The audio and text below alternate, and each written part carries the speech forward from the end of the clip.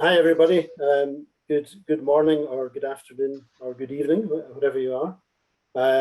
My name is Kevin Cooper. I'm an architect and a director of NORR here in our Glasgow office in Scotland. And it's my pleasure to welcome you to tonight's NORR Ed lecture. A warm welcome to, first of all, to our NORR colleagues in Canada, in our Toronto, Ottawa, Calgary, and Edmonton offices. Also in the US, Detroit, Chicago, Sacramento, and Philadelphia. And then in addition to Glasgow here in the UK, we also have colleagues from London, Cambridge, Inverness, and Newcastle.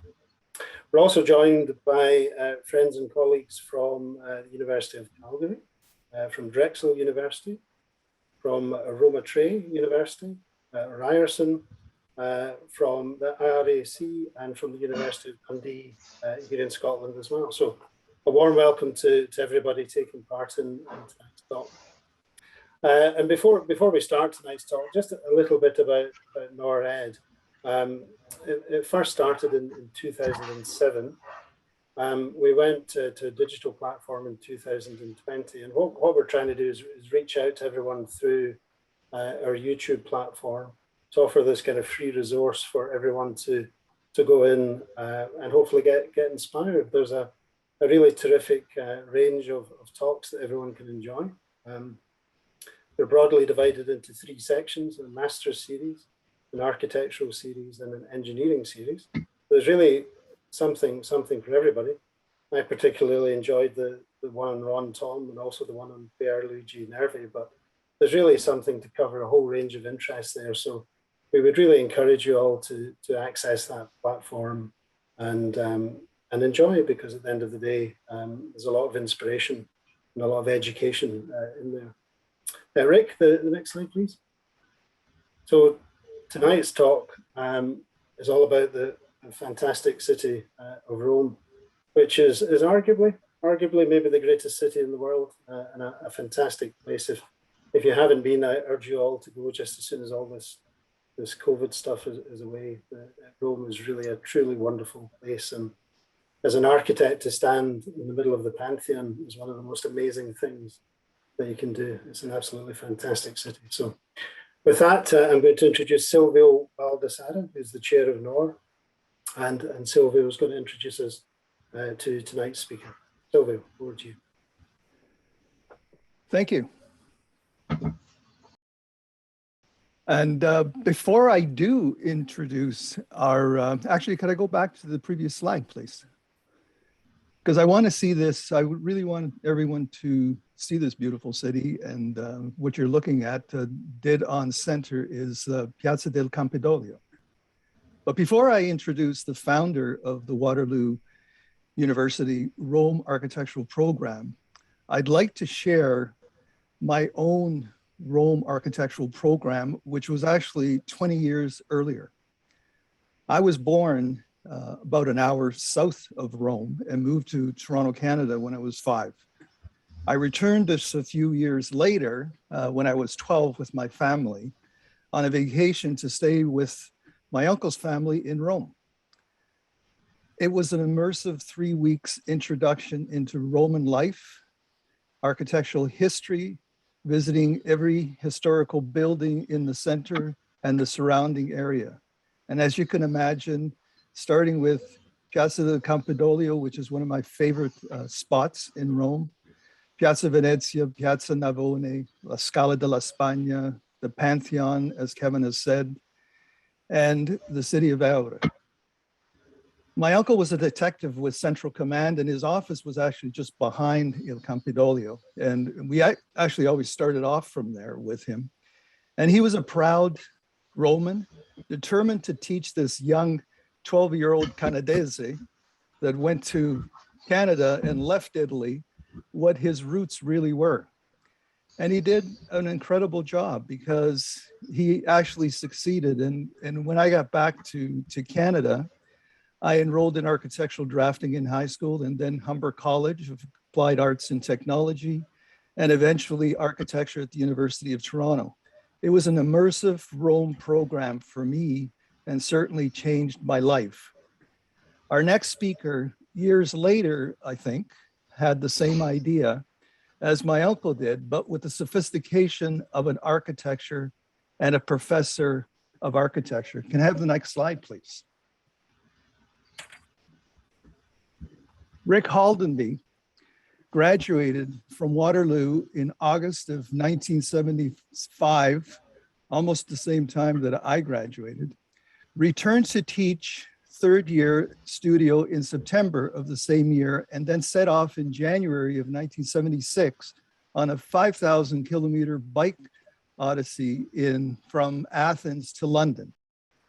He returned to take up a faculty position at the University of Waterloo and has dedicated himself to teaching ever since. Rick founded the Waterloo Rome Program in 1979 and celebrated its 40th anniversary with over 250 alumni in Rome in 2019. He served as director of the school for 26 years between 1988 and 2013.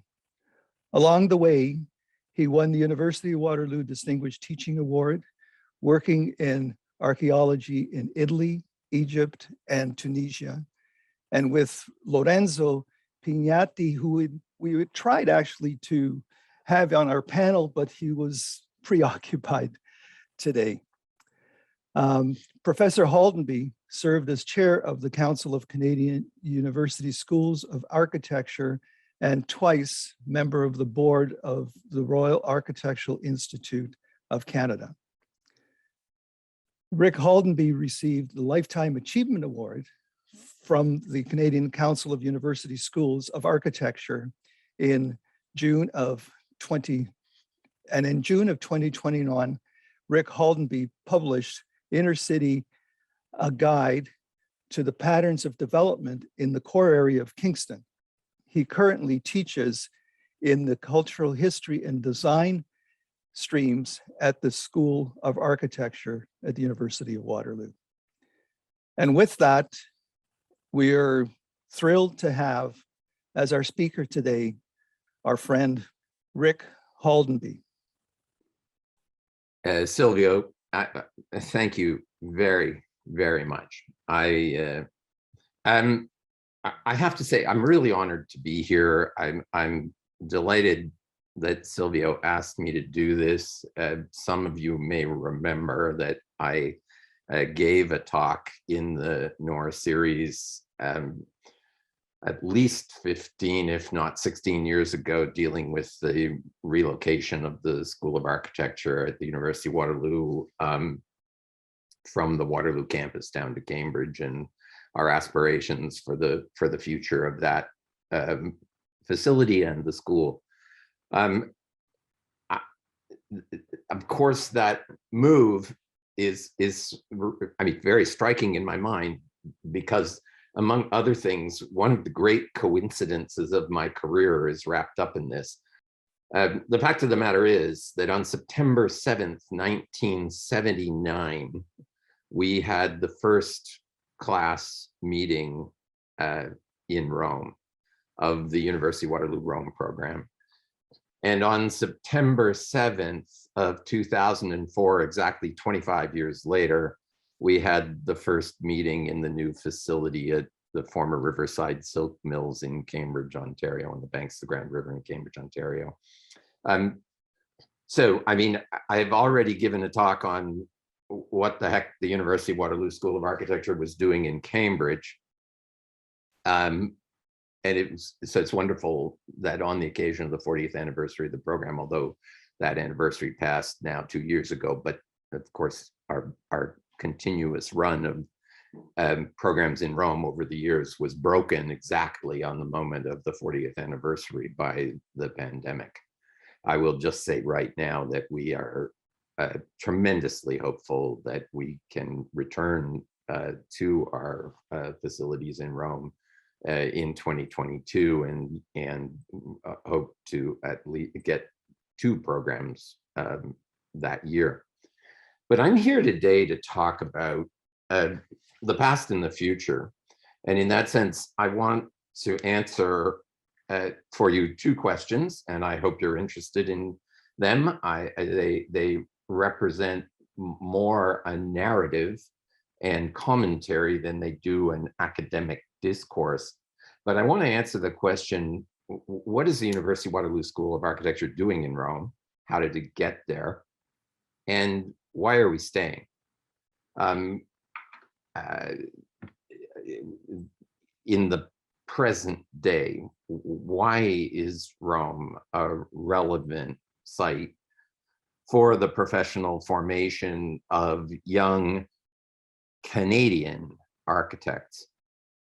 So I'm going to go back, and I'm going to go to some foundational material, which actually goes back, I dare say, long before the foundation of the Rome program, and looks at a little bit about what has driven me personally in all of this, and then talk a bit about the University of Waterloo, its background formation, and then the School of Architecture at Waterloo and its some of its particular qualities that start to give some kind of background as to how we got there.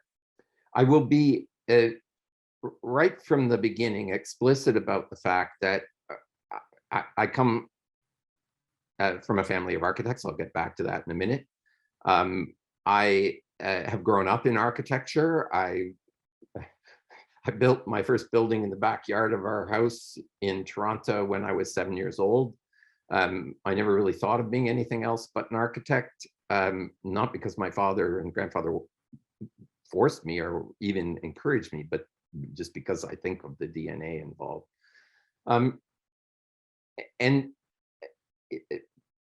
My interest, of course, in those days was primarily framed by the nature of architecture in Canada at the time, the kind of advent of modernism and the appearance in Toronto of iconic buildings like Terminal 1 and the City Hall and all the rest of that. There was nothing in my formation that was particularly biased to history. At the same time, I am absolutely aware that I come from a privileged position, that my race, my ethnic background, the history of my family in Canada, which goes back to the early 18th century, my upbringing, my education, all of these things have enabled me to do what I am doing and have done in my life, and to have the expectation, and I think this is the crucial point, to have the expectation that I'll be able to get done what it is I want to do. And I think the Rome program and the relocation of the School of Architecture, among a lot of other things, are just testament to that. And I am not unaware for an instant that I have benefited from the privilege that is engendered by my background. I'm not lazy and I'm not stupid. And I will tell you right from the beginning that everything I have done has been dedicated to making the School of Architecture better, to making architecture better, to making the experience of students better. And I'm sure my colleagues will be able to judge me on that. But in the end of the day, we are the inheritors of a tradition that goes far beyond my family or this country. This is a quote from the 14th century humanist, proto-humanist Petrarch. What else then is all history, if not the praise of Rome? I mean, this is the kind of framing of the discourse that is contained within Western culture, within world culture, within European culture, if you will, about where the value of Rome is. And for centuries, millennia, really, this is a position that grabs hold of historical discourse, cultural discourse, and it certainly grabbed hold of me. When I was young, very young, I discovered a copy, very old copy, one of the original editions of Bannister Fletcher's History of Architecture on the Comparative Method. which starts with this incredibly biased and in retrospect, almost poisonous view of the history of architecture, in which architecture is portrayed as a tree. It has its roots in geography, geology, climate, religion, society, and history, which is not in itself toxic. I mean, those are perfectly reasonable ideas about where architecture comes from. But then you see where the trunk of the tree goes. Everything other than Greek, Romanesque, then you get Gothic, you get Renaissance. There is no Baroque or Enlightenment after. That's all Renaissance. That's the way the formulation of architectural history was in those days, back at the end of the 19th and early 20th centuries. And then the fountainhead of the tree, the head of the tree, is American architecture. So this is this is one of the most clear graphic accounts of the formation of thought around architecture in the Eurocentric world, and it puts all other forms of architecture as branches that in effect go nowhere. And I mean, it's when I first saw it, I thought, okay, this is the way history is. You know, it starts maybe in Egypt, Mesopotamia, Egypt, Greece, Rome, Italy, then into Northern Europe, and then across the Atlantic to North America. Incredibly biased, incredibly, in the end, toxic view of how our world culture has developed. And on top of that view, all sorts of other political, economic, and structural patterns have developed. I mean, I think this is a hugely instructive image. But, you know, in spite of a critical awareness of the bias intrinsic to Bannister Fletcher's view of architectural history, and indeed the view of architectural history that's been conventional for centuries, there is the other problem that, as Kevin and Silvio have both said, the experience of Rome is unique, and it is rich beyond measure in relation not only to architecture itself, but as a kind of experience of a city, and as an experience of a city that has changed continuously from its foundation sometime around 1000 BCE right up to the present day. And there is no period in which architecture is not a primary agent in its narrative, either by construction or destruction. The most remarkable thing, of course, about it is continuity, the fact that it is one city built on top of another, changing constantly, building on the foundations of what went before, collapsing on the foundations of what went before, and building it again. And then in the middle of all that, there are just a couple of these extraordinary examples that transcend, as it were, transcend time, that seem almost eternal. And the most dramatic of which, of course, is the Pantheon, constructed in the 2nd century of the Common Era. There is, as always, dispute over these things. Today, we have a scholarly dispute over whether the building was started by Trajan and finished by Hadrian, or whether it's all Hadrianic. Whatever the case, it is the production of the first third of the 2nd century of the Common Era, and it is one of the most remarkable structures in the world. A 43.3 meter clear span, unreinforced, poured concrete.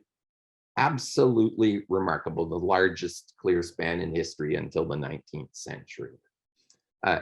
And there is no walking into this building and not recognizing its character as one of the most special pieces of construction that humanity has ever been able to realize. And it even goes beyond that. And I would say here is where we're getting into the ground about why Waterloo was there, why we went and why we stay. This is Goethe's account of, from Goethe's account of Rome from his book, Italian Journey.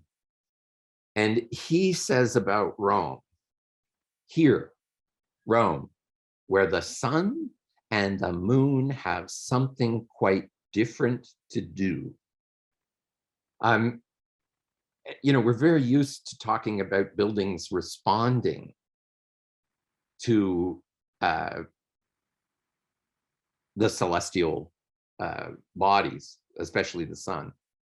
But here, the great German romantic poet and writer reverses the normal relationship where the building responds to the sun and sort of proposes the fact that the city and its buildings give the heavenly bodies, assign the duties to the heavenly bodies, and turn earth and heaven around, as it were.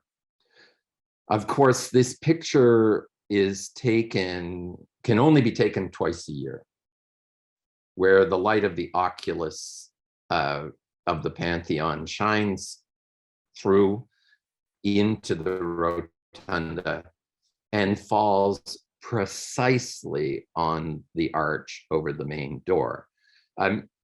It's in April and September. There have been endless speculations about why the particular dates and desperate searches to try to find out how much the calendar has changed over the years to try to make this event line up with special days. So far, not much has come out. The only thing you can say is that this was completely anticipated.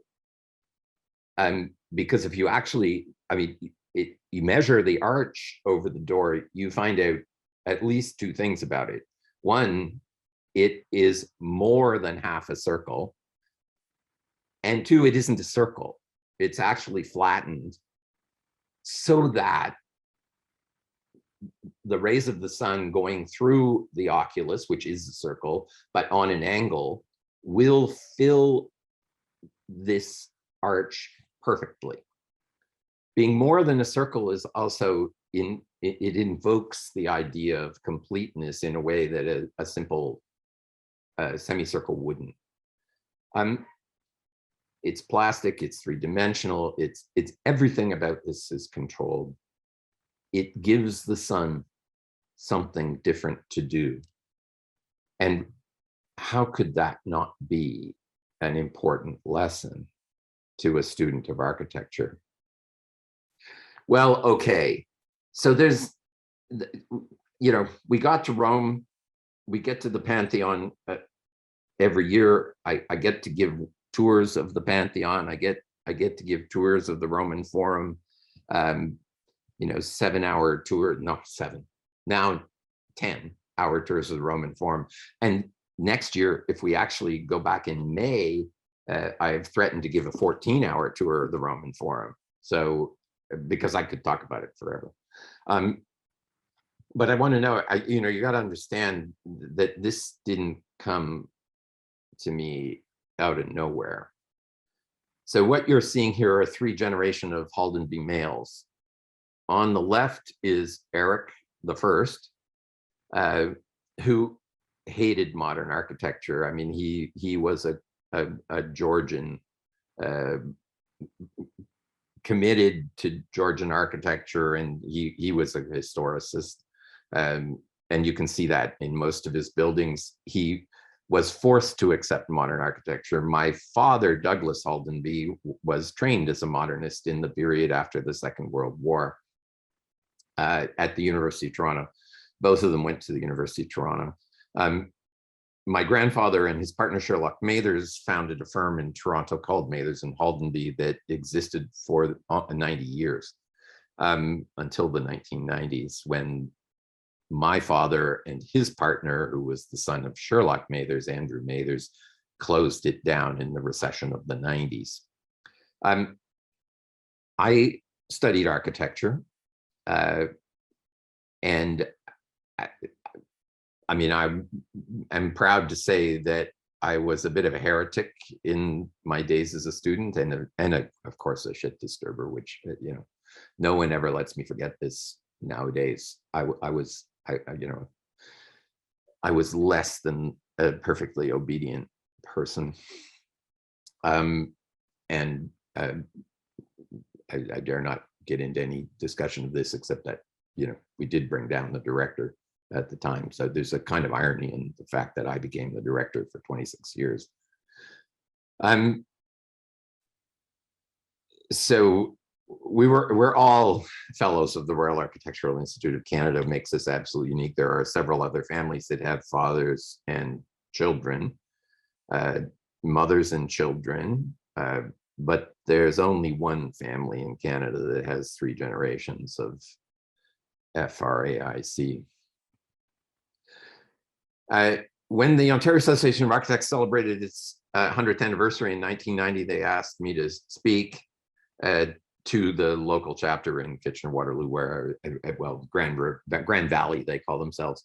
And they delivered me a brand spanking new copy of a book on the OAA that chronicled the 100 years of history. And in that book, there was a reproduction of a speech that my grandfather gave on the radio in 1938, March 28th, 1938, in which he extolled the virtues of modern architecture, which I know he didn't like.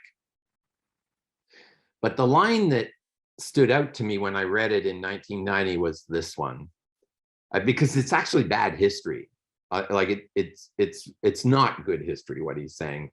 It's very polemical. On the other hand, I'm not sure that I'm a good historian because I'm too polemical, but we'll leave that where it lies. In the early 19th century, the English architect was again approaching a logical and straightforward architecture when the Industrial Revolution swept away the foundations of direct design and substituted an architecture of literature and archaeology. So look, ladies and gentlemen, here, my grandfather's a historicist, is arguing that modern architecture grew out of the kind of proto-functionalist and industrial architect, the pre-industrial architecture of the 18th and 19th century, and was swept away by the Industrial Revolution, which I'm not totally sure what he meant by saying that. But that wasn't the part that interested me. He imagined or proposed that direct design was substituted by an archaeology of by an architecture of literature and archaeology. Well, look, I had been interested in architecture all through my youth. I went off to university and people tried to tell me that architecture was rational, architecture was applied social science, architecture was structural logic, architecture was, none of it washed. And I actually became utterly convinced that architecture was inspired or could be inspired by literature and archaeology. The other thing I think I want to say about the background to all this is not about the foundation of the program, but about the position that we find ourselves in today in studying architecture in general, but particularly architecture in Italy. In saying that I believe that architecture can be inspired by literature and archaeology, I'm only speaking what I was influenced to think by my academic and personal experience. And in this sense, I'm someone who has dedicated his life to teaching students and trying to give them the best possible experience. But a couple of years ago, I had a personal experience which changed everything for me.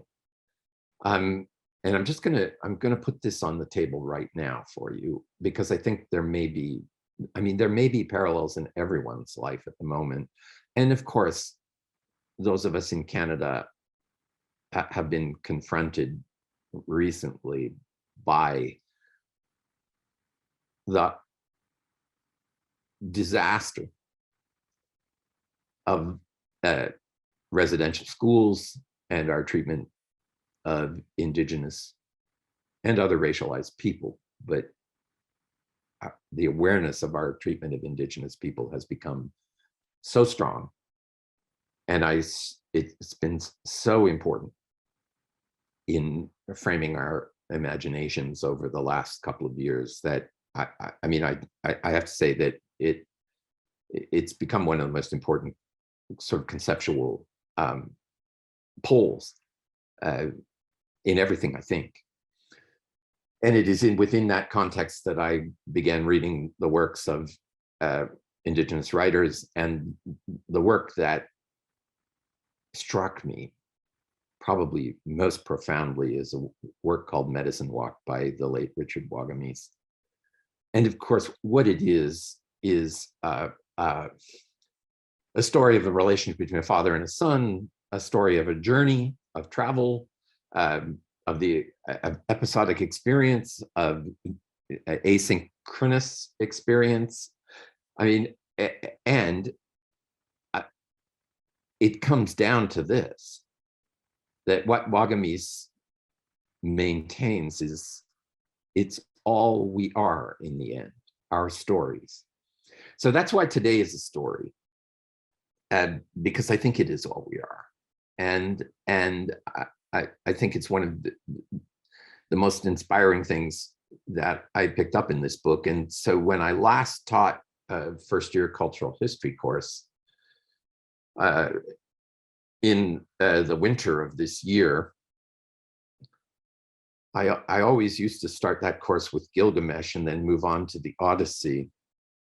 This year I started it with Medicine Walk, and I made Medicine Walk the reference, the pole, the baseline, the datum against which all these other epics were to be read and understood. And so that's what I'm going to introduce, that's what I'm going to propose to you today. That it doesn't mean you stop reading the Odyssey. It doesn't mean you stop thinking about Gilgamesh, especially in relation to the origin of our cities. But it does mean that one's understanding, especially in a Canadian context, is fundamentally changed. And so, not at the very beginning of this talk, but right now, for reasons that will become clear in a moment, I'm going to say this. We acknowledge that the University of Waterloo School of Architecture is located on the traditional territory of the neutral Anishinaabe and Haudenosaunee peoples. The university is situated in the Haldeman Tract, the land promised to the Six Nations that includes 10 kilometers on each side of the Grand River. While it might be possible to regard this territorial acknowledgement as a conventional or even perfunctory inclusion in a course outline, in this talk, it has the role of an anthem. And I have become very interested in the history of the Haldeman Tract. I've been corresponding with the Phil Montour and his colleagues on Six Nations who are trying to redress the wrongs that have been done to them by the Canadian government. And of course, the Haldeman Tract is so interesting for many reasons, but one of them is that it's European. I mean, it was surveyed out by land surveyors, which have no tradition in Indigenous culture. And it was turned over to the Six Nations as their homeland, and the Six Nations themselves began selling off surveyed pieces to people, so that the city that I'm in right now, Kitchener, was part of the German tract. There was the Beasley tract south of here, that's where the School of Architecture is located. And all of it was, lots were sold. You know, European style property ownership was applied. So it's really the only point of relationship between indigenous people and the colonial culture that is based entirely 100% on the colonial system. And the good news is all the records were kept, and all the money that was never given to the First Nations, to the indigenous people, is all recorded. It now amounts to about $1.3 trillion. And you know, so this is the, I mean, this is the kind of nexus of the world that I'm trying to convey to you between European culture and North American culture, which is by definition hybrid. Not to say European isn't. European culture is not pure. Of course it isn't pure. But the hybridization in North America is quite dramatic and different. Well, I'm going to take you somewhere that's very personal to me, because before the discovery of the unmarked graves at the residential schools, my great-grandfather, long before, bought an island in the middle of Rice Lake, which is about 100 kilometers east of Toronto. You know, it's part of the glaciated landscape of southern Ontario. It's a shallow lake, and in the middle of that, the very middle of that shallow lake, there's a drumlin island, which was from the beginning called Spook. You know, when Susanna Moodie visited it in the late 18th century and went for picnics on Spook Island, she called it Spook Island. And the only comment she made about it was covered with poison ivy, and frankly, it still is. This shot just shows you what it's like to be in the middle of that lake at sunset, and this is what it looks like in a storm. And this is the house.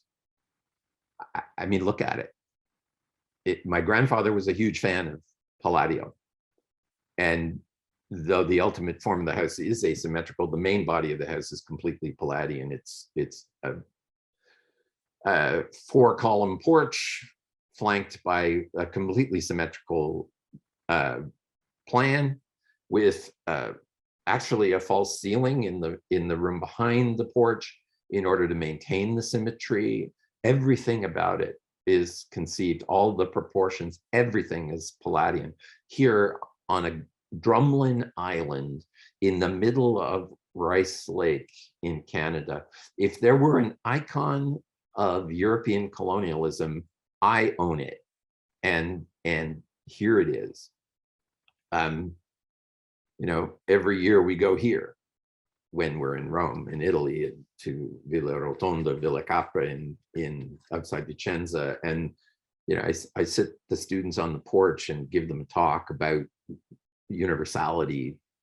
I mean, in architecture, the aspiration for universality in architecture, and of course, invoking some of the problems that such universality leads to. Well, 5 years ago, in a storm, one side of the island collapsed into the lake.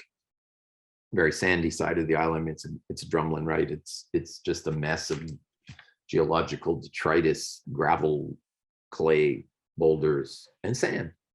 The sandy side collapsed in the lake, and out of the side of the island came human remains. A boater who was in the lake called the police because they saw human bones. The police came, picked up the bones, took them away, and we were contacted and asked if anyone had died recently on the island or disappeared.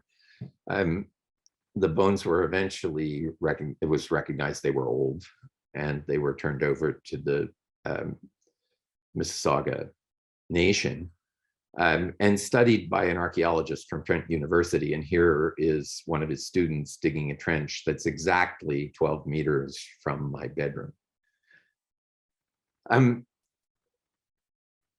The remains that were found were skeletal, but there was a spearhead lodged in the shoulder blade of the individual who died, and this is it. There were pins, there were teeth, there were decorated stones, but But the thing that just blew us away is that we understood that Spook Island was part of Canadian history. We understood the great battles that were fought on Rice Lake between the Hurons and the Iroquois, and after the Iroquois defeated the Hurons, the Iroquois and the Mississaugas drove the Iroquois out of Ontario and back into New York State, from which, of course, they were ironically brought back to Ontario by the British Crown and given the Haldeman Tract. But that's not what's amazing. I mean, we knew that. When I was a kid, I could take an empty tomato can and go up to the end of the island where there'd been a destruction by forest fire, and I could pick up a tomato can full of arrowheads in a morning. It was clear that there'd been a battle that was fought on that island. So we just assumed that's what this was, somebody who was killed. But of course, the archaeologists told us, no, these remains were deposited before 1500 BCE. Now, what rang a bell for me, of course, was that that's before the foundation of Rome. It just put things into perspective in a way so close to me that I couldn't ignore it, and it changed my view. It fundamentally changed my view of historic dimension and cultural dimension. I just want to say a few words, a very few words, about the history of the university that I teach at. The University of Waterloo is a completely new creation. It's an ex nihilo creation in 1957, when, under the leadership of Jerry Hagee, who was a local Kitchener-Waterloo industrialist who identified and promulgated the view that education was going to be, and technical education was going to be, the most important component of the prosperity, the industry, the future of our country in the post-war period. And he advocated that we were going to need 150,000 engineers when we're only graduating 1,700 to 1,800 a year. And he just imagined in Waterloo, Kitchener-Waterloo, creating a university that was a technical powerhouse. And of course, Jerry's view was right. And I mean, the result is a completely out of nothing university that is now risen, as in the news yesterday, we found out that we are the 22nd most powerful university in the world in terms of producing CEOs and entrepreneurs. Like, we are in the top 25 in the world, and joining much better known universities than us. It is an extraordinary thing. And I'm not going to say that much about it, but I am going to give you a little bit of its archaeology, because it conveys why we're in Rome. In an ironic way, it conveys why Waterloo architecture is in Rome. So here's the first building being built in 1957. There's a farmhouse on this site, and they're building the first engineering building. And here it is in 58. You can see the farmhouse, you can see all agricultural buildings. That's what the place looked like when they started it just over 50 years ago. Started to build this university that's conveyed itself into one of the top universities in the world. By 61, that's what it looks like. It's pretty mundane. The buildings, with great respect to Shore and Moffat, that were the architects. I mean, I'm doing a lot of research on the history of the building of the University of Waterloo, and the memos are incredible. They hired Shore and Moffat. They'd hired a local firm to do the buildings, but then they found out that Shore and Moffat had built the cheapest university building ever built at the University of Saskatchewan. So they got Shore and Moffat, fired Jenkins and Wright, and got Shore and Moffat. This is the situation at the end of 1966. and there are many more buildings there now, but the basic configuration of the campus is the same. This is this university that I came to when I started my architectural studies in 1969, except that it wasn't, because the architecture school wasn't in this picture. The surrounding territory is completely agricultural still. The city is actually nowhere near it. And the buildings, frankly, are pretty mundane. Of course, in our history, 67 is a landmark. I'm not going to say that much more about it, except that, we as a country, at least as the Caucasian European based elements of our country celebrated its 100th anniversary, we saw a new dimension of architecture, new potentials and possibilities in architecture that were almost unbelievable. I mean, the most iconic is Bucky Fuller's Dome, but of course you have Habitat, you had Arthur Erickson's Man in the Community, you had the Ontario Pavilion, you had, I mean, an extraordinary expression that architecture's reach and potential was endless. I mean, judge that against what was being built simultaneously at the University of Waterloo, which of course said nothing about architecture's reach. It was really underachieving. And in that context of incredible optimism and realism, this man, an American who had fought in the Second World War, an American who was on the first troop train that entered Hiroshima after the bomb dropped, Dr. Cummings, after whom now our major lecture hall is named, read a motion into the University of Waterloo Senate on April 7th, 1967, to propose the foundation of a School of Architecture at Waterloo. Now, the school was founded in the Faculty of Engineering. Many of the people who were involved in it said that its mission was going to be the kind of artsy side of engineering in which design would be practiced as an applied social science.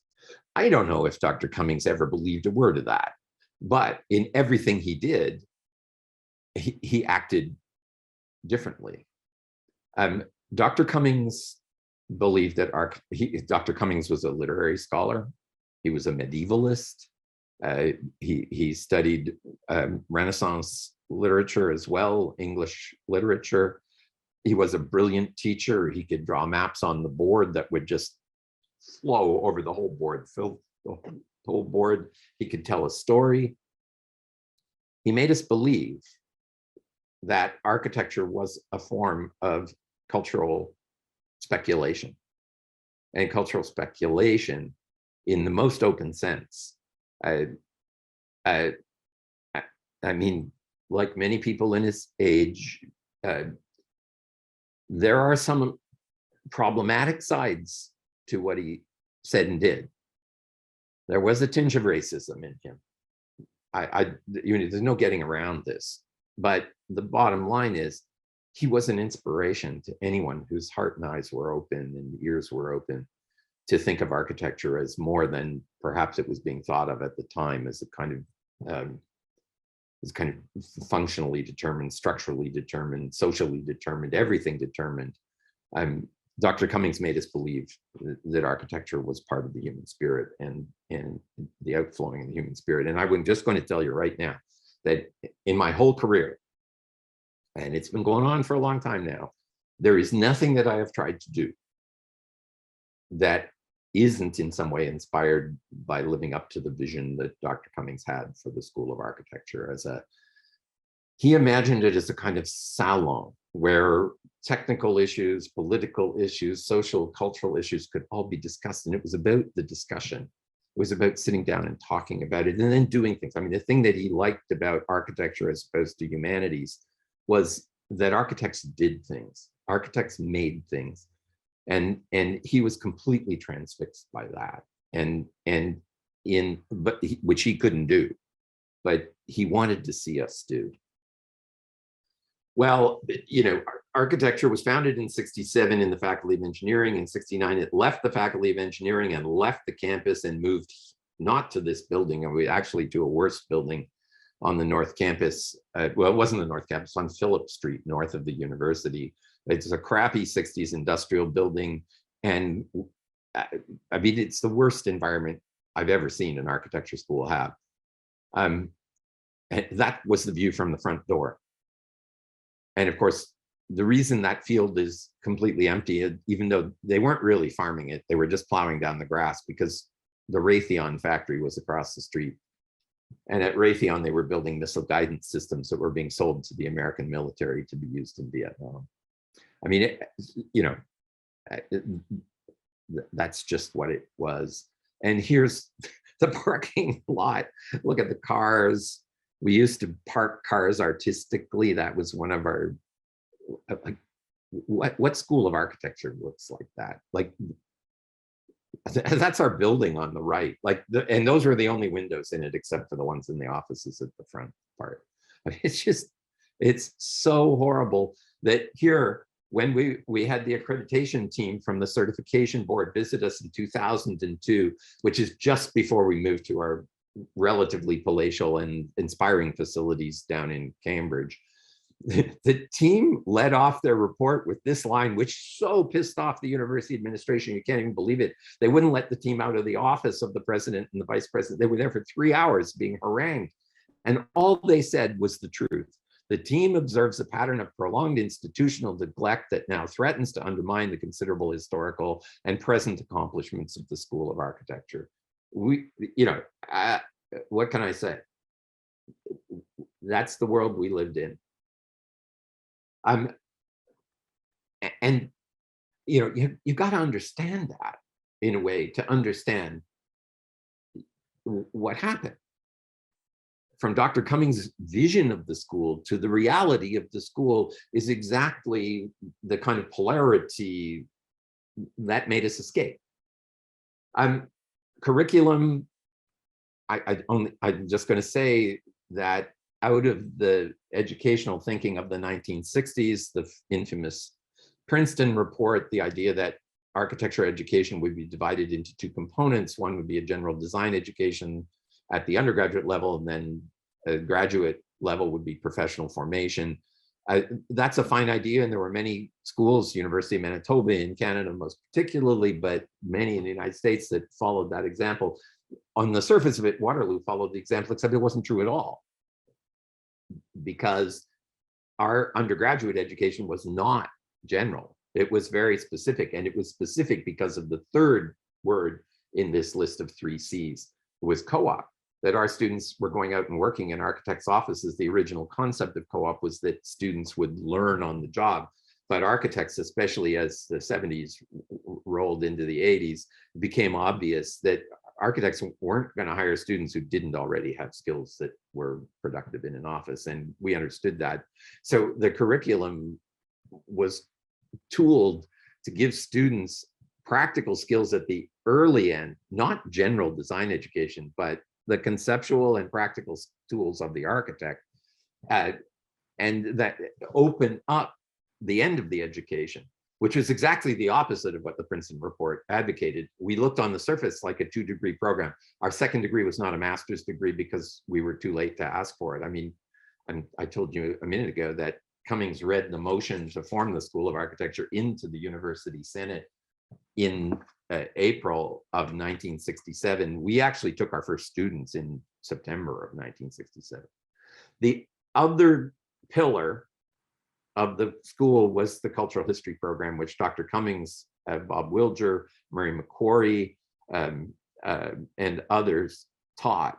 And culture was another thing that differentiated, along with co-op, was differentiated Waterloo, where Cummings just believed that architecture was a form of cultural speculation, and so you had to know something about culture. And he believed that the way you learned about culture was by reading books, by looking at paintings, by listening to music, and that architecture cannot be isolated from history and culture. So that's what we did. And we created this cultural history program, which is after design, the second most important program in the school. But let me be clear, when it started, it was completely dominated by a Eurocentric view and remained largely that way until the last 2 years. So I went through all that. I bought it. I traveled. Oh, and I should say that the other aspect that's significant about the co-op is that from the very beginning, it was international. The very first co-op term was the work term, co-op work term was in the winter of 1970. And if you look at the records, you can find that there were 4 students who went to work in London that year and 3 who went to work in New York. And so from the beginning, co-op took this school in the hinterland of Ontario and inserted it into an international discourse. After I graduated, I did my postgraduate work was on a bicycle. I cycled from Athens to London for about a year. And that's where I learned European architecture. I'd been to Europe as a student, but I'd never really been to Europe until I pedaled my own behind across the continent from the Peloponnese to England, and this is how I lived. That's what I looked like. But while I was in Rome, I met this guy.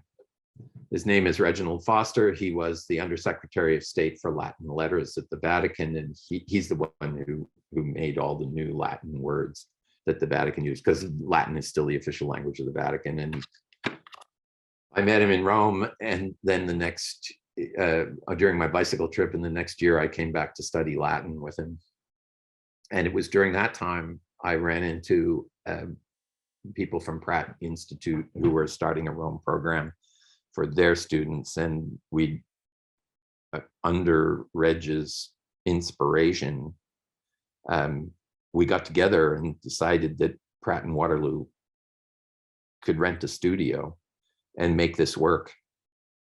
So what you see here are members of the second class of architects in Rome in 1980, being guided through the Vatican loggias, which are, of course, now not available to anybody, by Father Foster.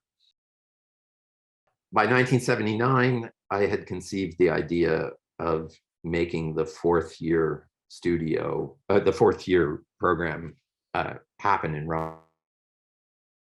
Occasion for that was beyond the general provocations of architectural deprivation in Waterloo, both on the university campus and beyond, a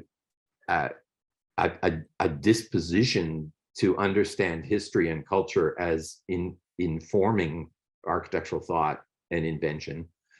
And thirdly, the fact that the 2-degree program was killing us, that we were educating students in the first 3 years of the program, and then they would go off and do their master's degrees at much better known institutions. And we were losing our best students that way. And there was no real attractor in the second degree, and in the 4th and 5th year, the first degree was called the Bachelor of Environmental Studies, the second Bachelor of Architecture. So, okay, I thought, what if we make 4A the beginning of 4th year in Rome? And immediately it changed the whole world. The best students stayed. Almost none of them left. There were some, but very, very few. They came back. So I'm not going to say that this was all idealistic. It was idealistic. I am idealistic, but I am also a pragmatist. And this was one of the most practical things to protect the quality of education at Waterloo and to enhance our enrollment, et cetera, is to offer the students a chance to go study in Rome. Some of you in the audience today will remember our original studio was in the Vicolo Savelli. It was dark. The streets around it were small, sort of early Renaissance streets that were only 2 meters wide. There was no light came in the windows, and there was not enough electricity to run the lights, so that there were not enough outlets at all. So we had like forests of extension cords that kept blowing up. But we were there. It's over near the Pantheon and behind the Cancelleria. It's in the Campo Marzio, those of you who know Rome. And here's one of the most characteristic moments of 1979, because the Vicolo Savelli had no furniture in it. It was just an apartment, and we had no money. So I found a lumberyard that manufactured drafting tables and sawhorses, and I bought them myself. And we couldn't afford to pay for delivery, so the whole class walked across the Campo Marzio up into the Prati, picked up the drafting tables and sawhorses, and carried them back to Vicolo Savelli. And here we are having a little rest by the Four Rivers Fountain in the Piazza Navona in September of 1979. This is an amazing document of that first year. This is the first Southern field trip. I have to say that the template for the program has stayed remarkably stable over 40 years in terms of its structure. We come to Rome, spend a couple of weeks orienting ourselves, getting used to it, doing a short project. Then we go off on a field trip to the south, to Pompeii and Paestum and Cuma and Capri. This is a meal of the very first class at the Villa Virgiliana in Cuma. But let's look at the makeup of that class. There were 28 males, there were 9 females, and there was 1 non-Caucasian. And she was a guest student from Carleton. So let's be clear, this was a different demographic. And it is what it is. There's nothing you can do about it 43 years on. But it is only to say that it is the benchmark against which the dramatic change in the constitution of our student body takes place. We were the first school of architecture in Canada to have a majority female first-year class in 1982. And our classes have been majority female and majority non-Caucasian now for more than several decades. We are a different school. We are a different culture.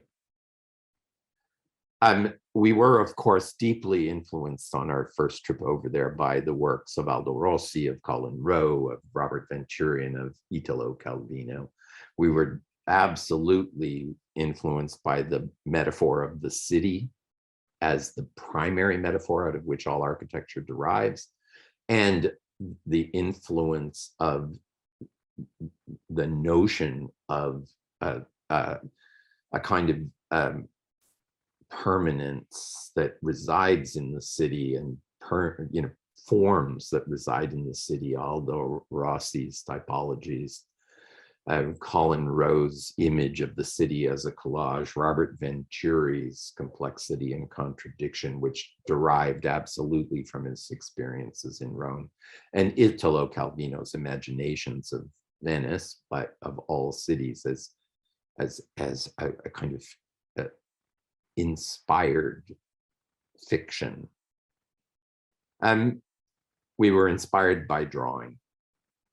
Drawing at the time was pretty tired. Architectural drawing at the time was pretty tired. And when we went over to Rome, we were just consuming the fact that Rome is the quintessential drawn city. It's not just its urbanism and architecture. It's the fact that architects have drawn it for thousands of years.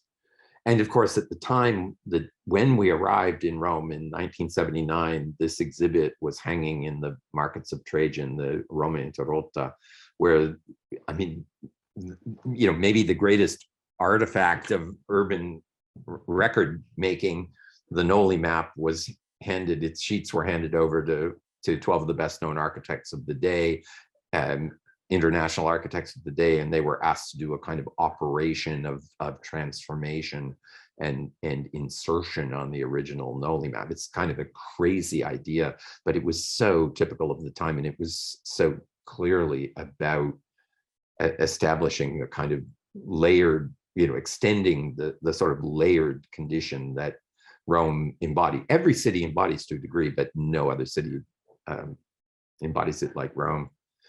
In that first year, we did 3 projects. They were clearly derived from the ideology of the day, mainly Aldo Rossi.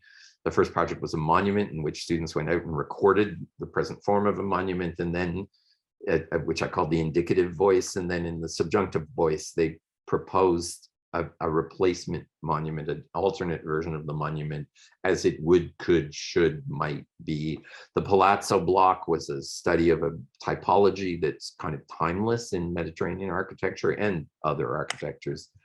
And then the town study was very typical of the time, following Giancarlo da Carlo's pioneering town study in Urbino, and this was, you know, looking at the morphology, typology, the historical development patterns, the forms of building, the forms of, and then linking analysis and production. These are monument drawings, the Aurelian Wall. This is an indicative drawing of the colonnade of St. Peter's. This is a transformed drawing of the surreal interpretation of the Capitoline, and this is a very well-known Val Rinamari drawing of the Pantheon and his subjunctive version of the Pantheon. The Palazzo block, Vic John Collins' remarkable transformation of the Palazzo Macarani beside Piazza Navona in Rome, and Rick Williams' building in of the Vicolo del Moro, the Mussolini open site that was created. I mean, you can see the vocabulary of this thing is completely within the lexicon of the rationalists in Italian architecture at the time. And then these incredible town studies. This is Morricone. No, where am I? San Gregorio. No, I'm wrong. Don't matter. This is San Gregorio. Brian McLaren will correct me because he was on that town study and it's just slipped my mind. These were our studios. Actually, that's our second studio. There's too much light coming in the window. Vicolo Savelli never had that much light.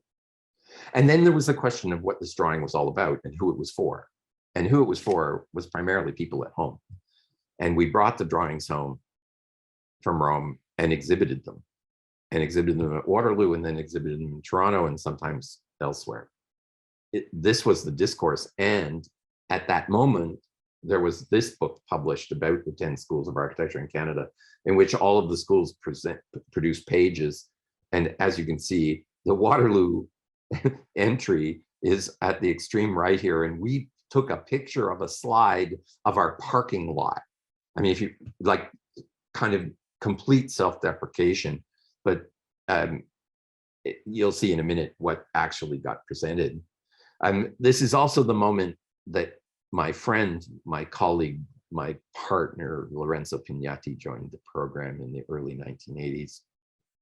None of this, the program dies without him. And he's just an extraordinary guy. And I'm sorry he isn't here today to hear me say this, but he's heard me say it before.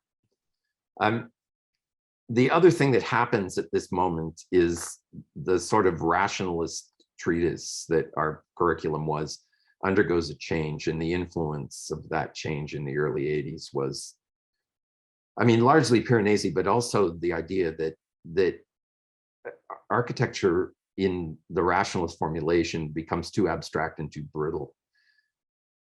And instead we're seduced in a way by the images of Piranesi, and which architecture is dripping with corporeal fluid. And of course, Piranesi's architectural imagination includes this unbelievable prophetic image of the Campo Marzio with all of modern architecture imagined away, modern in his day in the 18th century, and only the ancient buildings shown. And that idea of layering was reinforced, of course, at the time when the civic administration, under the influence of Giulio Carlo Aragon, the first left-wing mayor of Rome, and one of the most important art historians of the 20th century, becomes the mayor and imagines excavating the imperial fora and opening up the ancient city as a kind of focus of the modern life of the city. And the Waterloo program jumped into that hole, absolutely, and really before anyone else did, even before people in Rome did. And we started imagining building museums in the space of the excavated Roman Forum, overlooking the excavations of the Roman Forum here on the Palatine Hill, like taking the form of Tiberius' palace and building up, layering upwards, and creating museological structures. It was an incredibly exciting period. And I want to say, and I'm going to emphasize this in a minute too, we haven't given it up. I mean, we've migrated around the city. We've gone out to the suburb. We've looked at social housing programs we've done. But the last couple of years, we've been looking at the park of the Kylian Hill, look by the Colosseum, as you can see on the looking across at the Palatine. And these are drawings that have been done by students in the last the last 2 years that we were there. We haven't been there for the last 2 years. These incredible images of a kind of semi-underground architecture, which of course has its inspiration from Rome. And then these really, I mean, the computer images, the computer images stand for the incredible realization that we went to Rome to revivify architectural drawing, and we relearned to draw, and we made drawing. And we didn't do it. I mean, it was being done by Zaha Hadid at the time. It was being done by all kinds of people, John Hayduck, and I mean, it was of the moment. I'm not suggesting it's us. It's of the moment, the revival in the poetics of architectural drawing and architecture as a whole. But we were part of that. And I'm not sure anyone at the time realized that it was not the revival, but it was the last gasp. Because as you all know, by the 90s, the computer took over and drawing by hand basically disappeared. And so our decade of hand drawing came to a close. Now, of course, all the students draw on their computers for their projects, except, every now and then someone decides to make a model or do something different. We left Vicolo Savelli in 1983. We stayed at a studio in Piazza del Gesù for just 2 years. The speculative drawing is endemic to the program. These are drawings, Jeff Ballmer at the top now, professor of architecture at University of North Carolina, and then John Sewell's remarkable project for the museum that closes the curve of the Via Cavour and creates this kind of descent into the Roman Forum. Remarkable project. Draw. And I just say, this is a piece that my former student, Alison Brooks, one of the outstanding architects in, the world right now, she writes this incredible piece. I had a powerful experience among the ruins at Hadrian's Villa in Tivoli in '84, while living and studying in Rome. She was part of the program.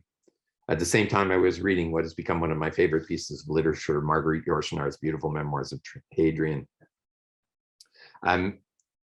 which imagines Hadrian reminiscing over his life and musing on the human condition. The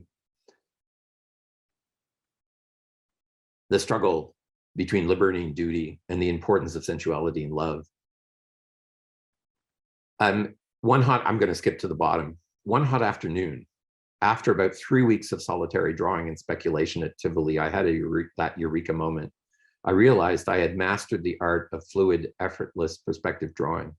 It was liberating, like being able to speak a new language.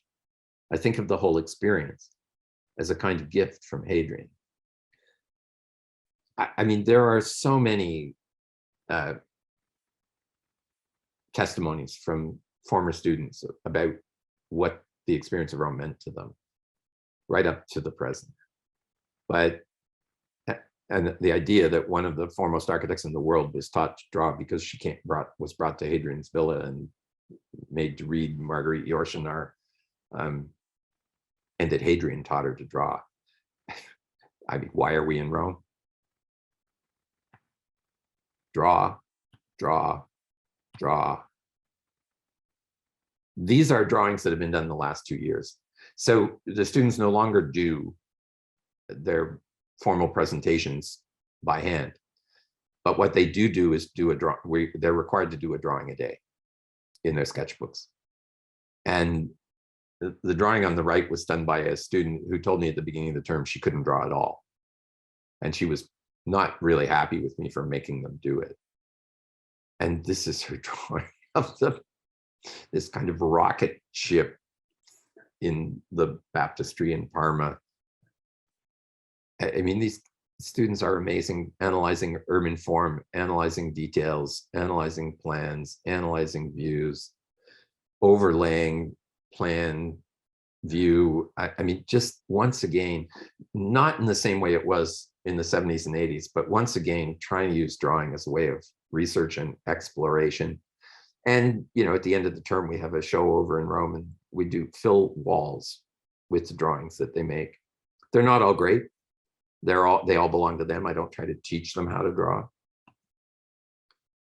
But we still draw. We went there to draw, and we still draw.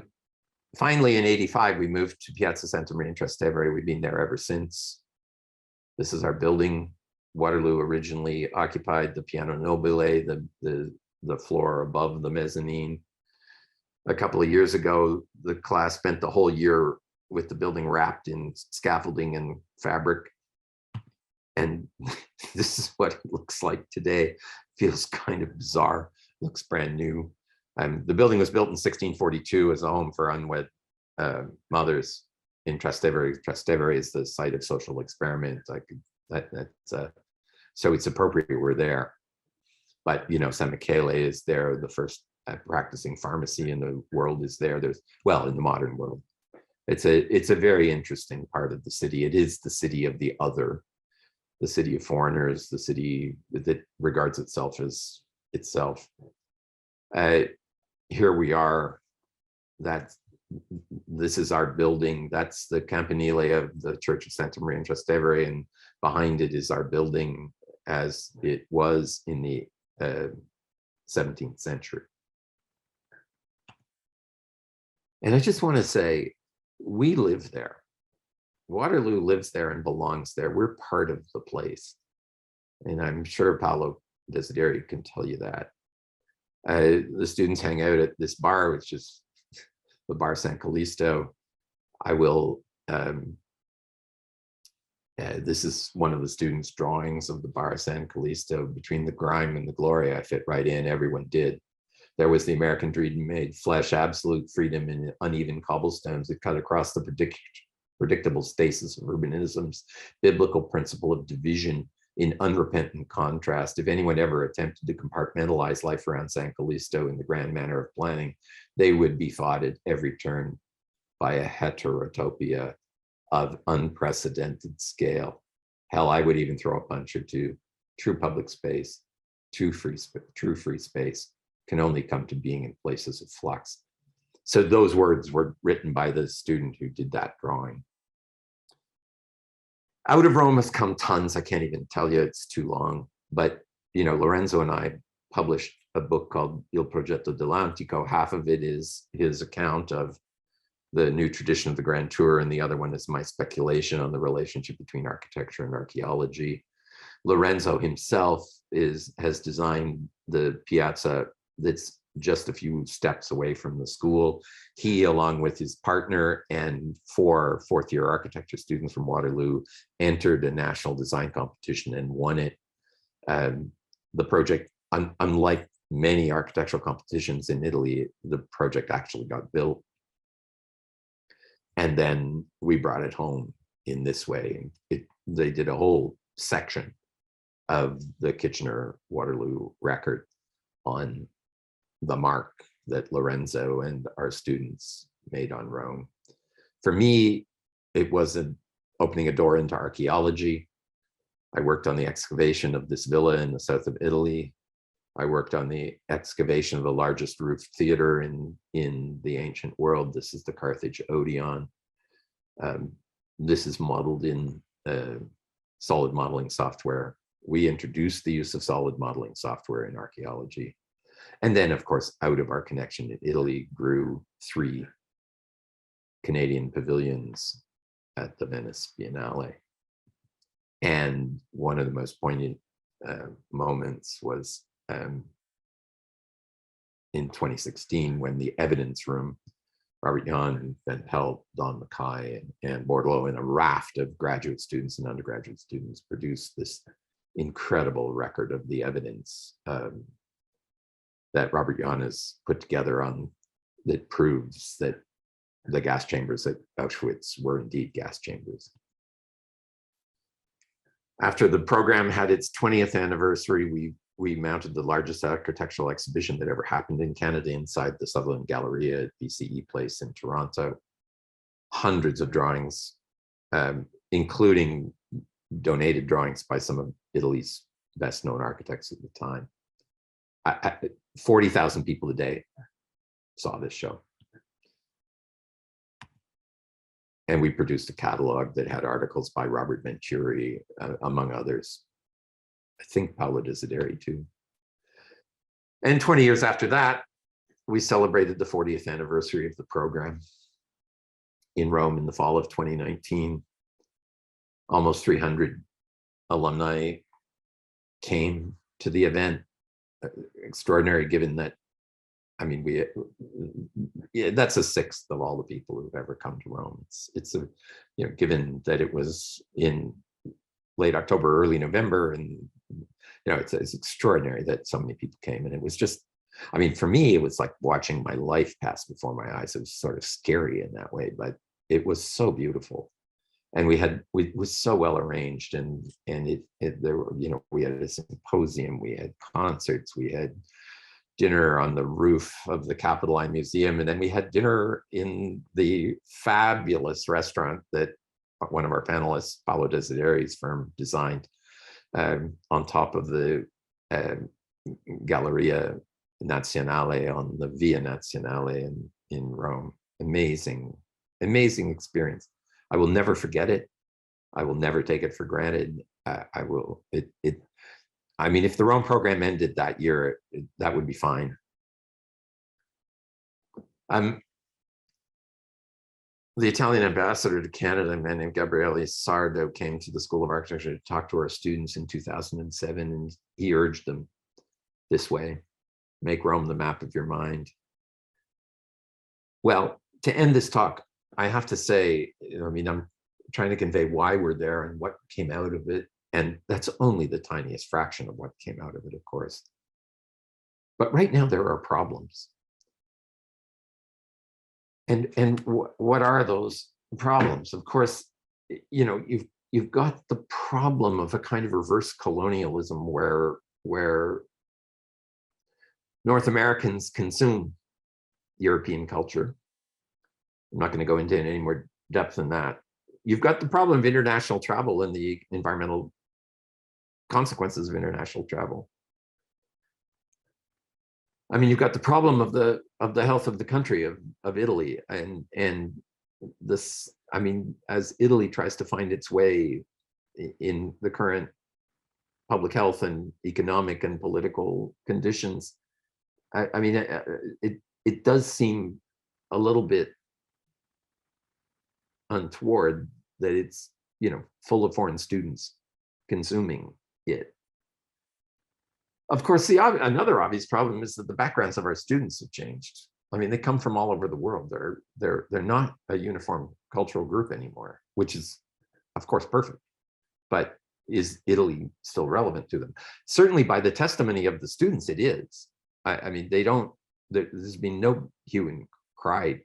There are some students who object. I mean, I don't want to whitewash the situation, but there's no great hue and cry. But in the end of the day, the school has committed itself, the School of Architecture at the University of Waterloo, and another one of our panelists is involved directly in this discourse. But we are all committed to looking at architecture and architectural education through the lens of racial equity and climate justice. We need to do that. And we need to do it not just as an educational system, but as a profession. So, I mean, this problem number 5, racial equity and climate justice, is crucial. And the last problem I would just point out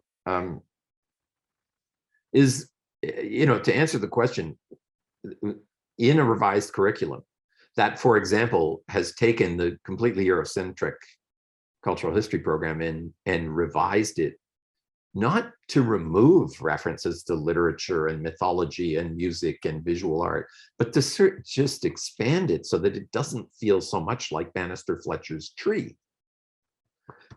One of the books that's been very influential on me, and this guy's a friend of mine, Greg Wolfe, he's an archaeologist and historian in Great Britain, and in his book on the rise and fall of the ancient city, I mean, he just points out that this notion that cities came from Mesopotamia, migrated to Europe, blah, blah, blah, came to North America. I mean, these red dots represent completely separate, autonomous points of origin for urbanism in the world. Now, they're not all in the same time frame, but they're separate. And the idea, and in his book, which he subtitles in Natural History, he calls humanity an urban ape, kind of echoing Aristotle's famous dictum that not man is a political animal or humanity is a political animal, but Aristotle actually said humanity is a beast designed for living in the polis. Well, I'm not going to go into great detail. I mean, there are problems with history. You can't just iconize history and lionize it. I mean, here in a doorstep in Pompeii is one of the crassest, crudest expressions. You're walking into the guy's house, and on the doorstep he's embedded "Salve lucrum," in fact, God bless luxury and money, like lucre. Okay, this culture has some problems. One of the most, and I'm not going to a systematic analysis here. I'm getting out of this talk before it's too late. But I'm going to just talk about some of the things that have been preoccupying me and changing the way I do things when I teach in Rome and what I talk about in Rome and how I talk about Rome. One of the most compelling things I read, and I've been talking about the funeral of Julius Caesar since I gave my first forum tour in 1979. And I read quite a bit about it, and always these authors express some question, is it reasonable to think that Caesar was cremated impromptu in the forum? Like, where would they get the wood to build the fire? None of these historians considers the reality of the moment that Caesar was in the process of rebuilding the Roman Forum when he was assassinated. The entire Roman Forum was a construction site. There must have been wood scaffolding everywhere. There must have been all kinds of wood lying around. Nobody seems to have connected that. And so I brought up this kind of, except the makers of this movie, a movie about Julius Caesar from the 1940s. And they actually seem to understand what most historians don't, that the Roman Forum was wrapped in scaffolding at the time, and there was plenty of timber around. Because what did they make scaffolding out of? When the crowd were in this state and near to violence, someone raised above the bier a wax effigy of Caesar, the body itself lying on its back on the bier, not being visible. The effigy was turned in every direction by a mechanical device, and 23 wounds could be seen, savagely inflicted on every part of the body and on the face. The sight seemed so pitiful to the people that they could bear it no longer. Howling and lamenting, they surrounded the Senate house where Caesar had been killed and burnt it down, and hurried about hunting for the murderers. It's classic. It's they made a wax model of Caesar's body, murdered body, and hung it on a machine and rotated it in the forum. Now, this is one of my students drawing it. I think she got it mixed up where she's, the real body is on its back below, but they're rotating the wax effigy above the crowd. Like, I mean, the political depth, the kind of the expression of power, the garnering of public rage. I mean, one has to understand what public space in ancient Rome actually meant, and not mythologize it, but tell it like it is. I mean, you know, I've changed completely my presentation of the 15th century and inserted the discourses about architecture in Rome into the broader discourse of the launch of European colonialism. And of course, the fact that Sixtus V, Sixtus IV, the Della Rovere Pope in the end of the 15th century, promulgates the doctrine of discovery, which had actually been established by the King of Portugal, but which is the basis of the whole colonialist endeavor, where the church licenses Christian states to go out and declare ownership over territories that they discover, as if nobody was there. Like, this is something you just have to come to grips with, that you cannot look at Rome and not look at the reverberations that reflect the universal aspirations of the church and the state. I mean, another side of this discourse, I mean, it is Palladio and all, you know, the universal again. And of course, another aspect of that whole discussion is the publication of treatises, and from the invention of the printing press. And I mean, living in a world of social media, I mean, we were particularly sensitive to the way in which social media has changed political discourse and politics in general. I mean, architecture was changed. Not, you know, it's not just that this will destroy that. It's that architecture was profoundly changed in the way it was practiced and the way it could be transmitted once you can print drawings and images of buildings and disseminate them around the world. And once you could convey architecture in numerical and rational terms, so that, you know, we get Palladian buildings in America, like we get Palladian buildings all over the world. And of course, one of the most perverse moments of the last decade was somebody speaking from a Palladian building, now painted white, and declaring an official style in the United States, which is actually going back to this poor 16th century Vicentine, who was only trying to make sense out of architecture and trying to find a way to convey what good architecture was and how you make it. I mean, Palladio's 4 books are very pragmatic. And of course, that's their downfall. Like, it's so easy.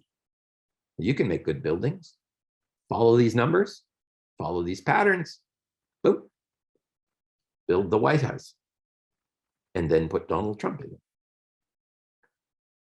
One of my favorite characters in the whole drama, changing drama of the history of Roman architecture, Giordano Bruno, burned at the stake in Campo dei Fiori, not because he was a believer in Galileo's and Copernicus' sun-centered solar system, not because he dismissed many of the practices of the Catholic Church. Giordano Bruno was burned at the stake for believing that the universe was infinite. For believing that the universe was infinite. So here in Rome, we have a discourse which is as universal as you could possibly get. And of course, the idea that the physical universe was infinite is hugely challenging to the authority of a universal church. Yeah, I mean, just think about it. If God isn't the only infinite being, if actually the material universe is infinite, then what is the difference between God and the universe? This is Giordano Bruno's contribution to thought, and it hugely disruptive. And of course, at the same time, hugely inspirational, because the Baroque architects and painters take the idea of the infinite physical universe and actually turn it into architecture or visual art. Here's Brother Pozzo's fabulous apotheosis of St. Ignazio on the ceiling of the Church of St. Ignatius in the Campo Marzio.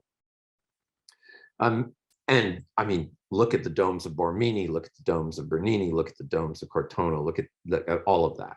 I mean, Baroque Rome ironically responds to Bruno's proposition by actually trying to capture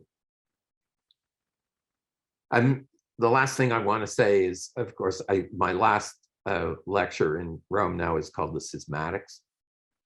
Lorenzo does the course on modern Italian architecture, and I don't pretend, I mean, I love, you know, I'm well aware of it. And I mean, Paolo Desideri, who's with us today, is one of the most important architects in Italy at the present time. And you know, Italy continues to produce outstanding architecture. I mean, you're never going to take architecture away from the Italians. But I want to talk about this moment, which is clearly schismatic in the middle of the 18th century, when two foreigners, one Venetian, one Neapolitan, come to Rome to try to document the perfection of the city at the end of the Baroque period, where, you know, the city is basically complete at that time when the Trevi Fountain gets built and the Spanish Steps get built, you know, two of the last monuments of Baroque Rome, which are also two of the most popular monuments of Baroque Rome. Basically, the city's done. Like, there's no more to do. And Piranesi and Noli come to document the city, and this is a detail of Noli's map showing the Pantheon, you know, showing every street drain, showing every police station, showing every stairway and courtyard and column, and of course indicating public space and interior public space versus private space. And you know, when you are dealing with an ancient remain, he double hatches it so that you get, I mean, Noli is desperate not to lose the third dimension, but he does. I have to say that this image from the border of the Noli map is, to me, the epitome of the schism that we're talking about. Because Noli created his map using the most modern surveying instruments that were available to him. And here in Piranesi's etching at the edge of the map, you see a cute little pudgy winged puto using scientific instruments to map out the city. And if there were ever an image of schism, like a pure inhabitant of a magical Baroque world, applying the instruments of the Enlightenment to the documentation of that world. Like this, I mean, here is the death of the Baroque consciousness in the application of Enlightenment scientific instruments.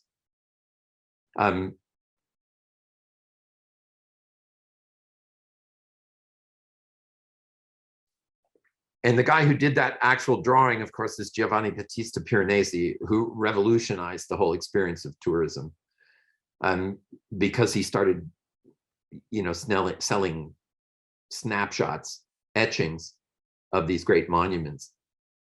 But they weren't realistic. At the same time, it revealed an exceptional precision of observation, disseminating previously unseen images that contrasted known understandings of the subjects.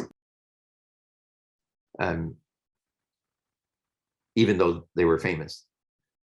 The Vedute restored a totally unknown and new world where every illustration was extraordinary and exaggerated. He invented worlds.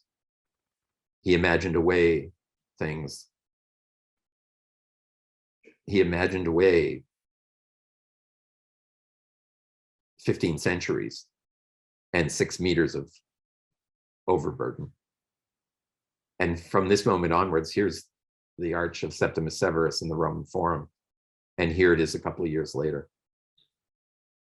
Piranesi is the prophet of archaeology. Piranesi is the prophet of the new disabitato, the uninhabited area of the city. And he is also the prophet of anxiety. He is also the prophet of angst in his prisons, carceri del immaginazione, the prisons of carceri di invenzione, the prisons of invention. I mean, he makes this dark world, and we don't even know what he really meant by that title. But what we know is what he gives us. And he gives us an existential scream that is every bit as powerful as anything that Edvard Munch ever produced. In this wave that flows back with memories, the city soaks itself as though it were a sponge and grows. A description of Zaire as it is today would encompass all of its past, but the city does not tell of her past. She owns it as lines in one's hands inscribed on street corners, in the windows, stairs, and banisters, on the lighting conductors, on the folds and the flags, and all the segments, which in turn are marked with scratches, perforations, notches, and caesurae. Rome is the city of changes. We're talking about change. We're talking about changes that are echoed in the layers of a city that is unique. So I go back to my first quote, but I change the order. Petrarch's order. What else then is Rome, if not the praise of all history? Sorry, guys, that was way too long. I hope you can ask a couple of questions, and I hope I can answer them. I'm sorry. Rick, there's nothing to be sorry about. That was an excellent presentation. It's wants us all to go to Rome, but we want to go to Rome with you. We don't want to go alone.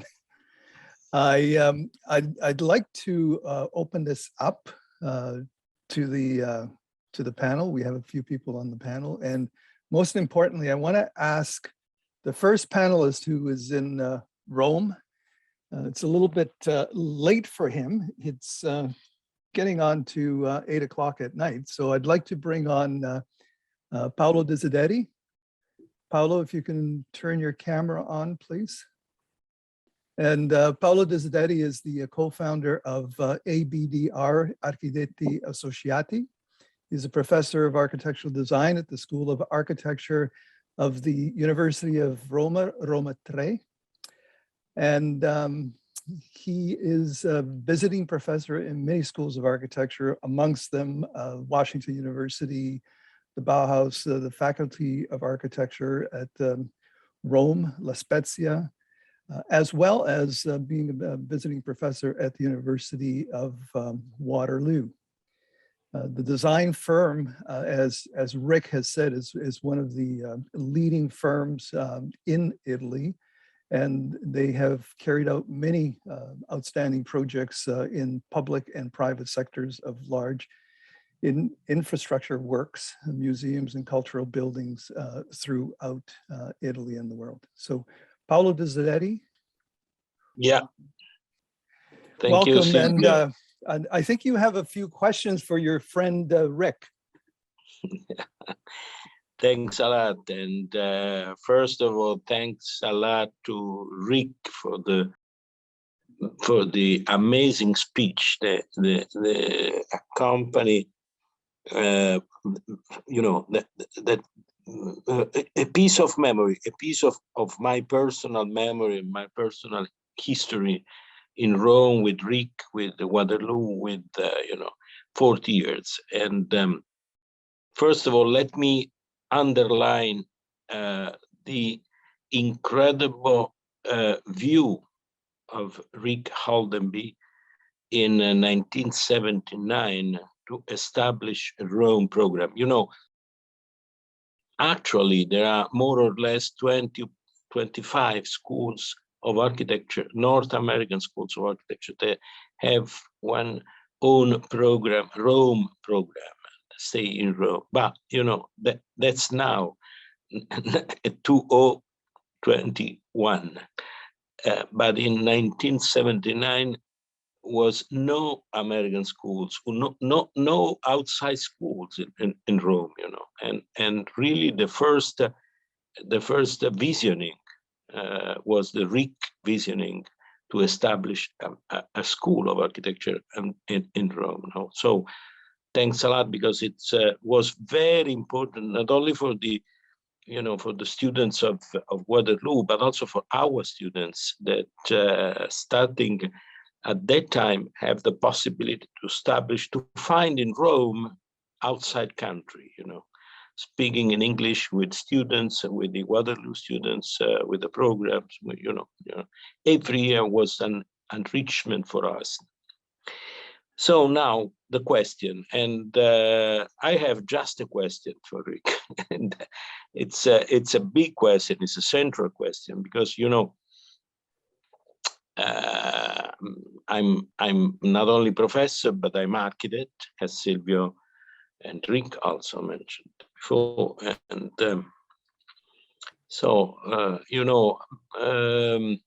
Italian contemporary architect. For us, is a damnation to stay like dwarfs in the neck of giants.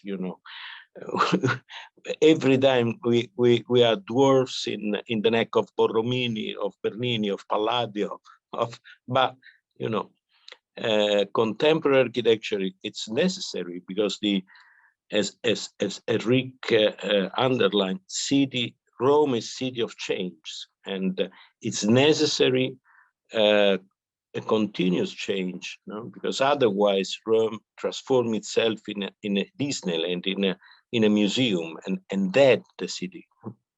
So in our hand of architects is the changing of the city, is the transformation of the city. And the question is that a person like Rick have the possibility to look of the change of contemporary architecture in 40 years. Let me underline what Rome and Italian architecture was in 1979. No, in 1979 was the year in that Aldo Rossi realized the Teatro del Mondo in Venezia, and 1980 was Paolo Portoghesi with the Strada Novissima in Biennale, and start the postmodernism. And 1982 finished the Corviale, the huge, with Mario Fiorentino, the huge. 1984 finished the every activity Studio Nervi in Rome. And then this is the beginning of stay of Rick Haldenby and the Waterloo School of Architecture. And now let me say, I can put all the sequence of architecture and designers and so on, but at the end, the final of this list, it's me, it's me and Mario Cucinella or Stefano Boeri with Bosco Verticale in Milano and 2015, and Mario with Horizontal Skyscraper in Milan, or me with Stazione di Burtina or Firenze. In 21 of December we will open the new inauguration of the second auditorium in Firenze. Question is, what's happened in these 40 years to the Italian contemporary architecture? Evolution, involution, devolution, revolution. Yeah. What do you think about it? Because your position can't be only a position in the right side of the giants. Yeah. We are in the neck of the giants. Yeah. No. If you can imagine, the talk I just gave, I actually cut a whole lot out. It may not have seemed that way, but it was, and maybe they were the wrong things I cut out. But the question you ask is so important because, years ago I wrote the introduction to a book that was recording the short and sort of unhappy history of the Canadian Prix de Rome. And in it, I pointed out that when we came to Rome, there was virtually no presence of contemporary architecture. And that was one of one of the reasons we came was because it was sort of you lifted yourself out of contemporary discourse and just responded to a kind of historical environment, even understanding that there was stuff happening on the periphery of Italian cities, because at that time Italian cities were still growing. But there are moments when I try to reflect on the position, for example, that you're in and Mario and the others who are practicing architecture in Italy now, and think, with all of the economic challenges, all of the demographic challenges, and a kind of falling population, not quite falling, but I mean, I was shocked to learn that Rome and Naples are the only Italian cities that actually have population increases, and Rome's is not very big. So, it's so different from our experience now. On the other hand, it has really been remarkable. And I wrote in that book that it's as of the 90s, when it seemed that the shadow of the Second World War and the shadow of modernism as, forgive me if this is far too simplified a political discourse, but the shadow of fascism and modernism in Italian architecture, where you open up the doors to be able to look at these things again. I have to say, when we first came to Rome, I mean, Italians were among the best known, the Aldo Rossis and Carlo Amaninos and others were among the best known architects that had raised a critique of international modernism. That generation goes away, and our old friend and now deceased Francesco Garofalo, wrote his book on what happened to Italian architecture, which I think he got kind of involuted in the whole thing. I mean, the fact is that your firm has designed opera houses and magnificent train stations. I mean, I have to say that it's a surprise to me that Tiburtina isn't better known internationally than it is, because it's such a spectacular building and it's such a revolutionary idea for what a train station is and what the experience of a train station is. So I don't think I think, I don't know how to explain that exactly. I think there's an incredible energy in Italy now. And maybe that's because the world isn't watching as much as it once did. And explaining that is a much bigger problem. But, I'm astonished by some of the work that's being done. I mean, I was looking at, there's some elementary schools being built in Italy by young firms that are the best in the world. So, I mean, it's almost as if I feel that it's a problem of communication. It's a problem that the world is not seeing what is being done in Italy the way it did, because I think you collectively, there are limits because of the economic situation, there are limits because of the demographic situation, but look, Italian architecture is far from dead, as you know. I mean, it's one of the most creative nations on earth, and to me, it's kind of a shame, and it's just trying to understand why we don't see more of it. But it's a much bigger world than it was in 1979, and it's so there you go. I can't answer any better than that. I'm going to help to answer your question, and I totally agree. And I think, Paolo, I'm really happy that when you did the NORR on Pier Luigi Nervi, that you added to it what your firm has done, because I totally agree. I think what your firm has done is incredible work. And to echo what Rick is saying, I think the work that's coming out of Italy is unbelievable. I mean, just this year, NORR has featured two other architects from northern Italy. We had Gianluca Bellufo, who is doing some interesting work in Italy as well as internationally, and Stefano Pugliatti, who is another architect that we did a NORR ed on. And I think it's communication and getting the message out that there is some great architecture, modern architecture that's happening in Italy that most people don't, seem to know about and to understand. And I think it's really getting the message out. I think that's the key thing.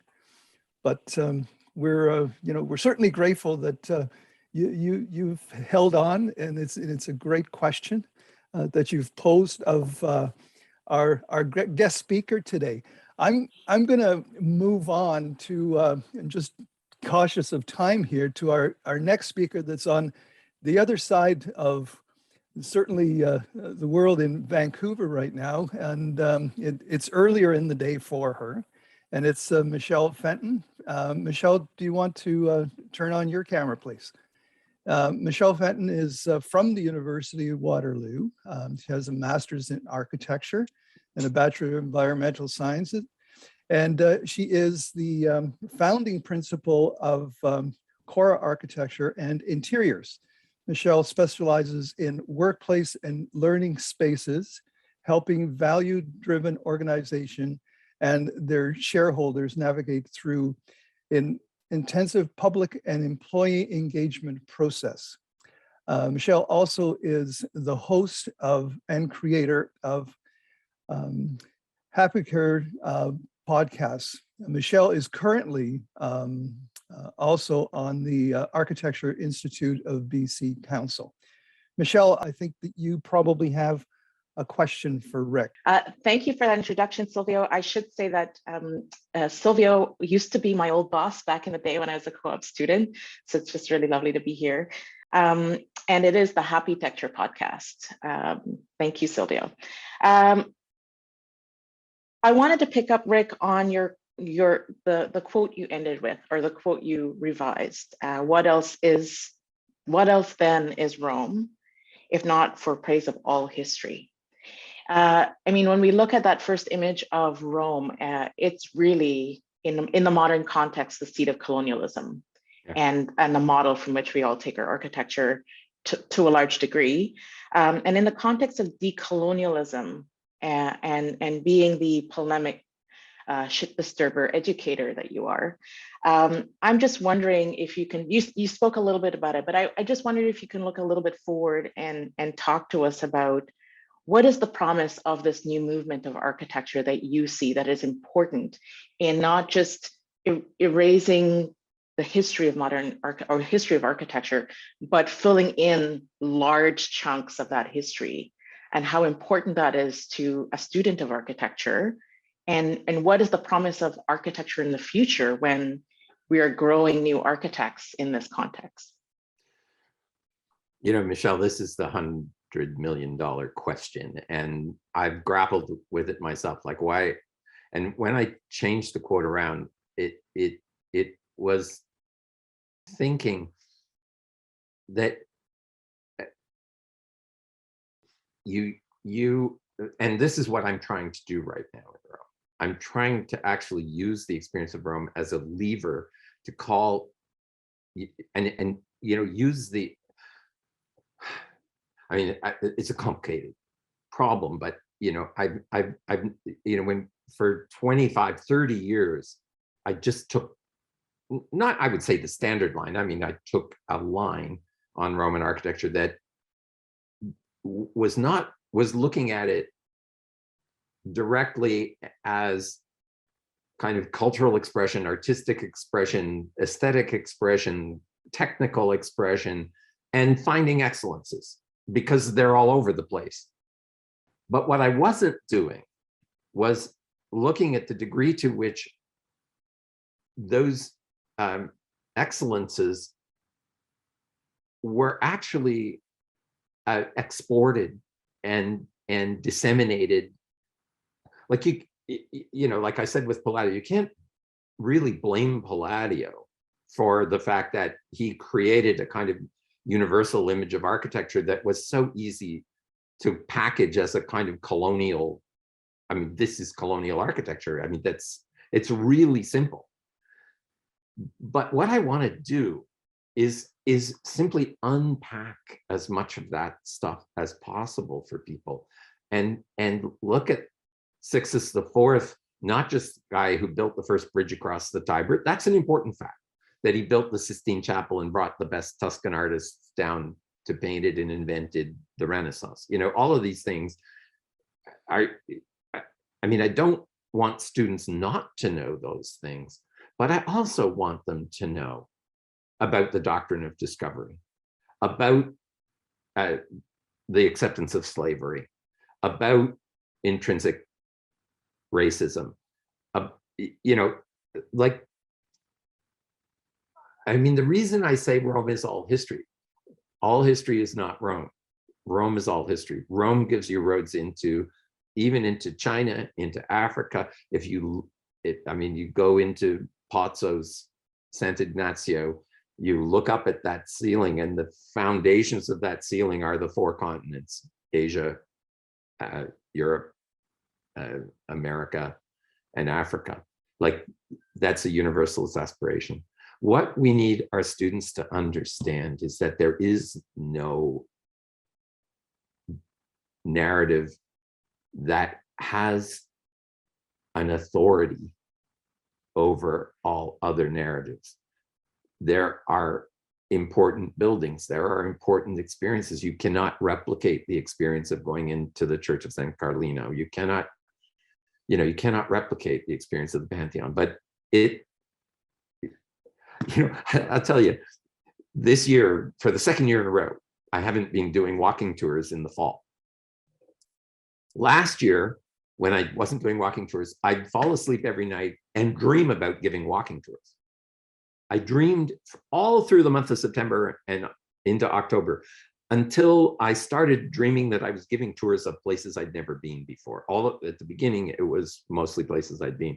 Then I got to places, and it just spooked me completely, because it, I mean, I really, you know how it is in a dream, you suddenly realize this is insane, and I can't do this. So this year was a little interesting. I didn't have that, but one of the things I've been doing over the last couple of years is focusing a lot of attention on the history of architecture in Waterloo region. And I now, you know, I now know more about Waterloo region's history of architecture than anyone else in the world.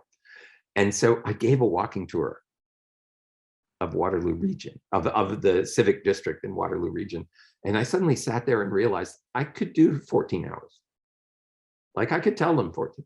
And it made me think, it's like finding the 3,500-year-old remains 12 meters from your bed. You know, it's not that we need to forget and just ignore everything the Europeans did, but we have to understand what colonialism actually is and does. And actually, Rome is a good place. It's not the only place. Like, you couldn't understand it just from there, but you can grasp it from there. And I will, you know, when you bring students who are born in Nigeria, or the parents are born in Nigeria, when you bring the students whose parents are born in China, you know, I don't expect them to react the same way as when we were all Caucasians. But on the other hand, it's important to react to what you see. It's important to, but I'm trying to peel back the onion, and you know, I'm totally, the narrative is different. And what I'm doing when I'm teaching in Rome, when I'm walking around with students in Rome is completely different. And I don't know the answer. I mean, I just know we have to do that. Like, we cannot be promulgating a view that is essentially Bannister Fletcher's view of architectural history. I mean, I read these articles where people are writing that you know, you've got articles from people who are now saying any aesthetic consideration in architecture is fundamentally racist. And I can't accept that. You know, I can't accept that. And even our new First Nations faculty member has said that's just nonsense. I mean, it's nonsense. But you know, these discourses can go to extremes very easily. And of course, our present forms of discourse seem to lead us to extremes almost naturally. But I don't have a simple answer. All I can say is I'm glad that the Committee on Curriculum decided to leave Rome in the curriculum, but it's there in a complete, I mean, it's there in a different way than it was obviously in 1979. It's not the same. Well, I mean, I go back to your inspiration that of Cummings, and that architecture is a cultural speculation, and what better place to start than Rome. Yeah. Yeah. It's so nice. So nice to see you, Michelle. And thank you for all the help you've given us on my pleasure. Yeah, no, I understand. Thank you. Thank you. Thank you for that, Michelle. I'm going to move on to our next panelist, and it's Brian McLaren. So Brian is an associate professor in the Department of Architecture at the University of Washington. And he holds a Bachelor of Environmental Studies and Bachelor of Architecture from the University of Waterloo. He also has a Master of Science in Architecture from Columbia University. And Brian, I'm sure that you have a question for Rick. So please go ahead. Sure. Thanks very much. Rick, by the way, it's Genazzano. So Genazzano. As soon as I saw your face, I thought, shit, Rick, it's Genazzano. Thank you. So I think I had a few questions, but I'm going to push on the future things. And I think that just to ask you to speculate a little bit, because of course we have a program in Rome that we haven't had for the last 2 years. And we're similarly facing a kind of existential crisis in a way about what these international programs are. And our university has many, many international programs. And so I wanted you to think, you talked about the sort of rewriting of the narrative, which I think is part of that. I would ask you to maybe speculate sort of institutionally, like, because I feel it makes me think about what's the Walter Benjamin writing that says the writer who teaches other writers teaches no one, right?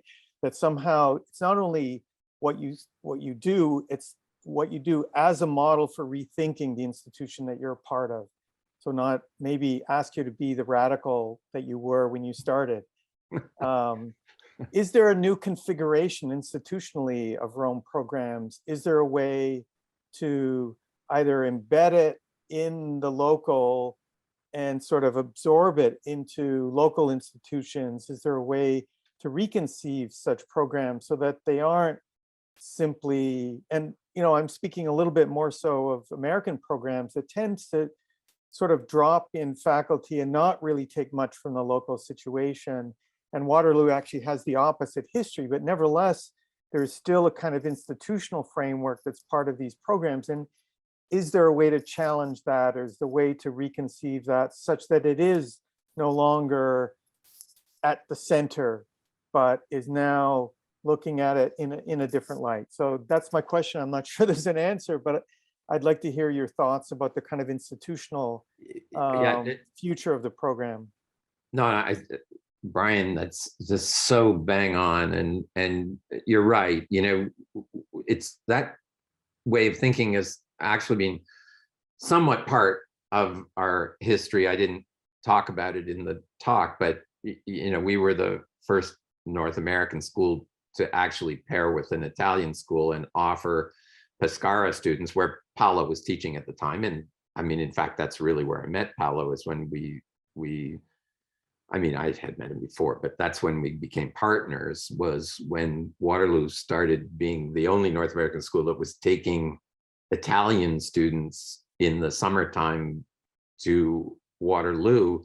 And, we ran that for at least 5 or 6 years, and it produced some very interesting outcomes.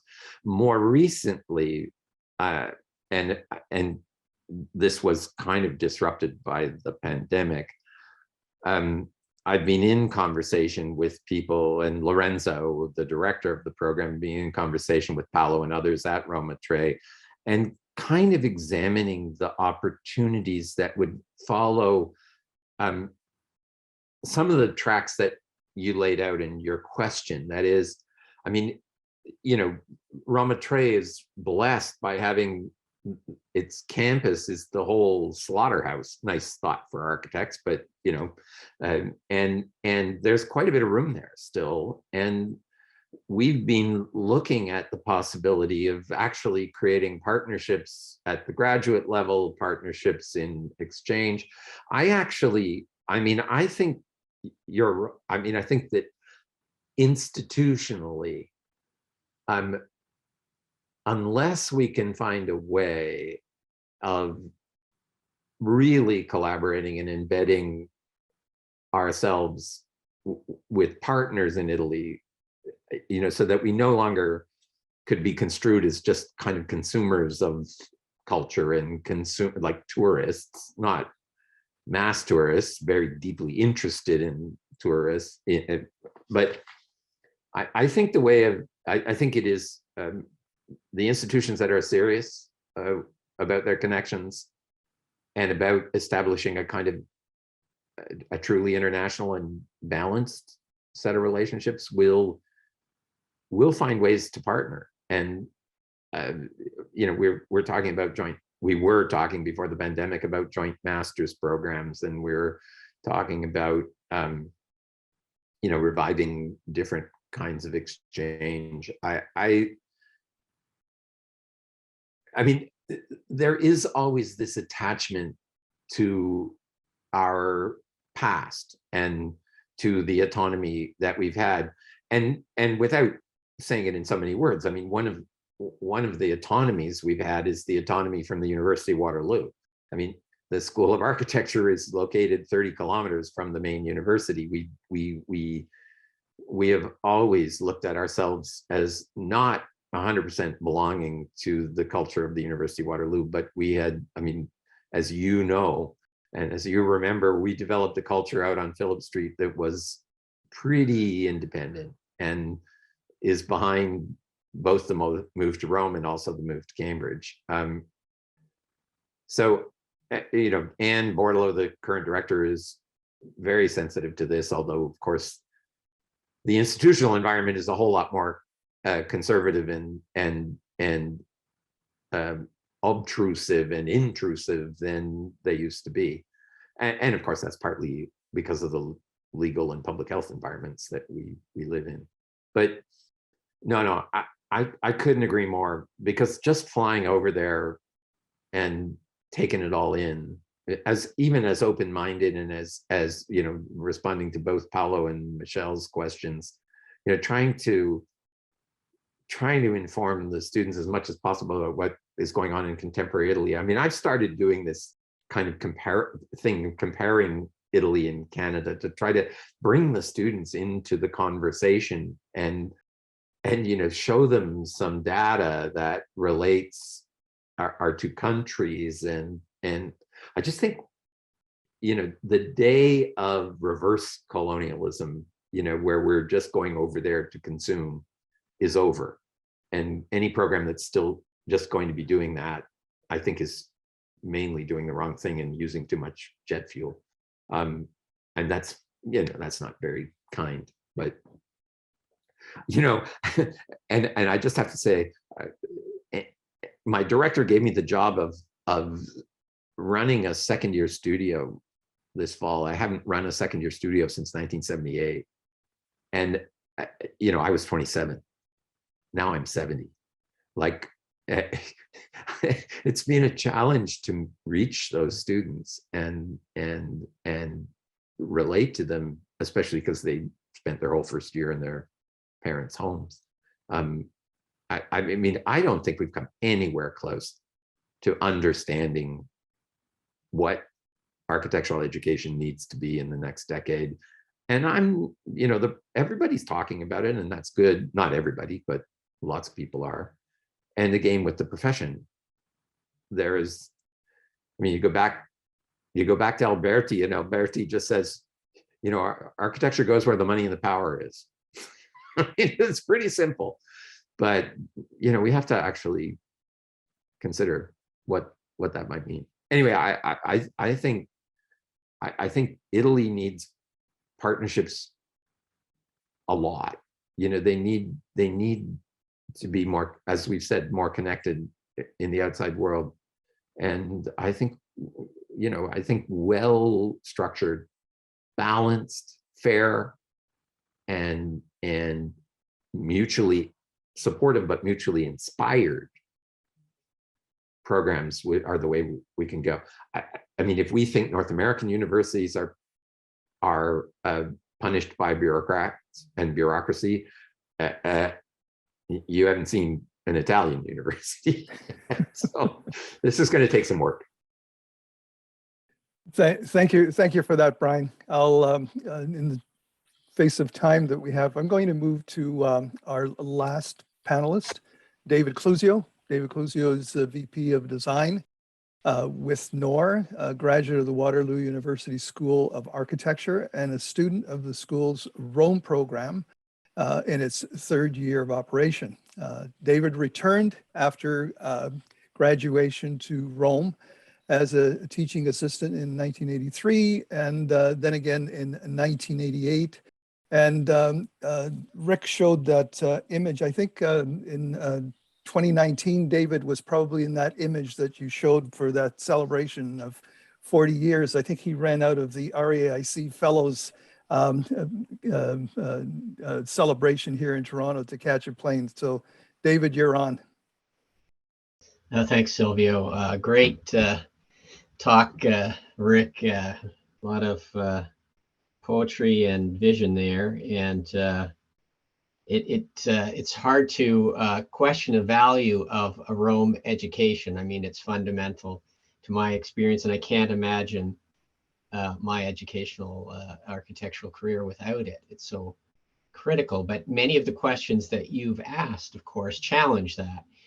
And some of your story, like I can nitpick about the Phillip Street. You kind of poo-pooed it a bit, and I thought really it was actually a pretty interesting contrast to the rest of the university. And I think a little bit of the revolutionary energy of the early program came because of its other, the underdog status there.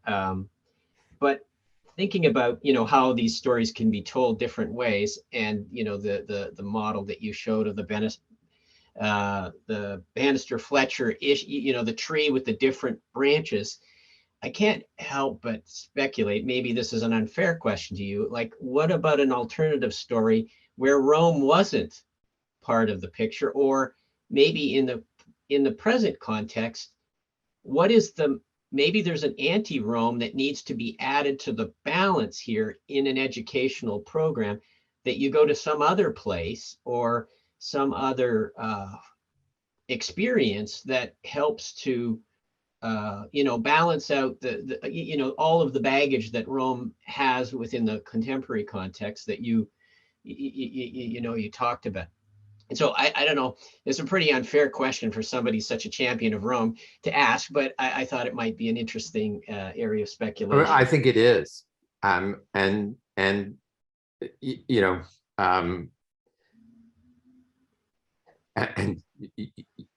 you are talking to someone who romanticizes the Phillip Street experience. And I have to actually, I have to, because the accreditation team in 2002 told the university what a crappy building it was, and it was, but as you say, our life there, I mean, I've already said here, it constructed a culture of autonomy, a culture of independence, a culture that we don't depend on the university to solve our problems because they're never going to do it.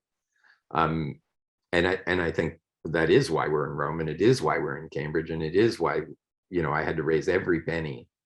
The university gave us no money at all to build the school in Cambridge. I raised every penny of that, along with friends and supporters. But I think that's Phillip Street. I agree. And I don't, it's just, it's a story of a life. We grew up there and we moved on in a very nice way. I mean, we moved on the campus, which was not so nice. Like, it was really depressing. But anyway, that's another story. The point you're making, and we're actually grappling with this in the curriculum committee, is how to not to, yeah, I mean, not necessarily anti-Rome, but to give students an experience which is, you know, way outside the tree, you know, way outside the narrative of Europe. I mean, I'm very anxious to critically examine that narrative and show that it isn't true in a lot of ways, or that it's not complete in a lot of ways. But I mean, right now, we don't offer our students an alternate international educational experience unless they set it up themselves by exchange, which many of them do. Not so much, not at all under COVID, of course, but when we don't have COVID. We have the co-op, and it in again non-COVID, non-recession periods, roughly half of our students work at co-op jobs outside Canada. Now, there are a lot concentrated in the United States, in the Netherlands, but more and more we've got jobs in Africa, we've got jobs not so much in South America, but Asia,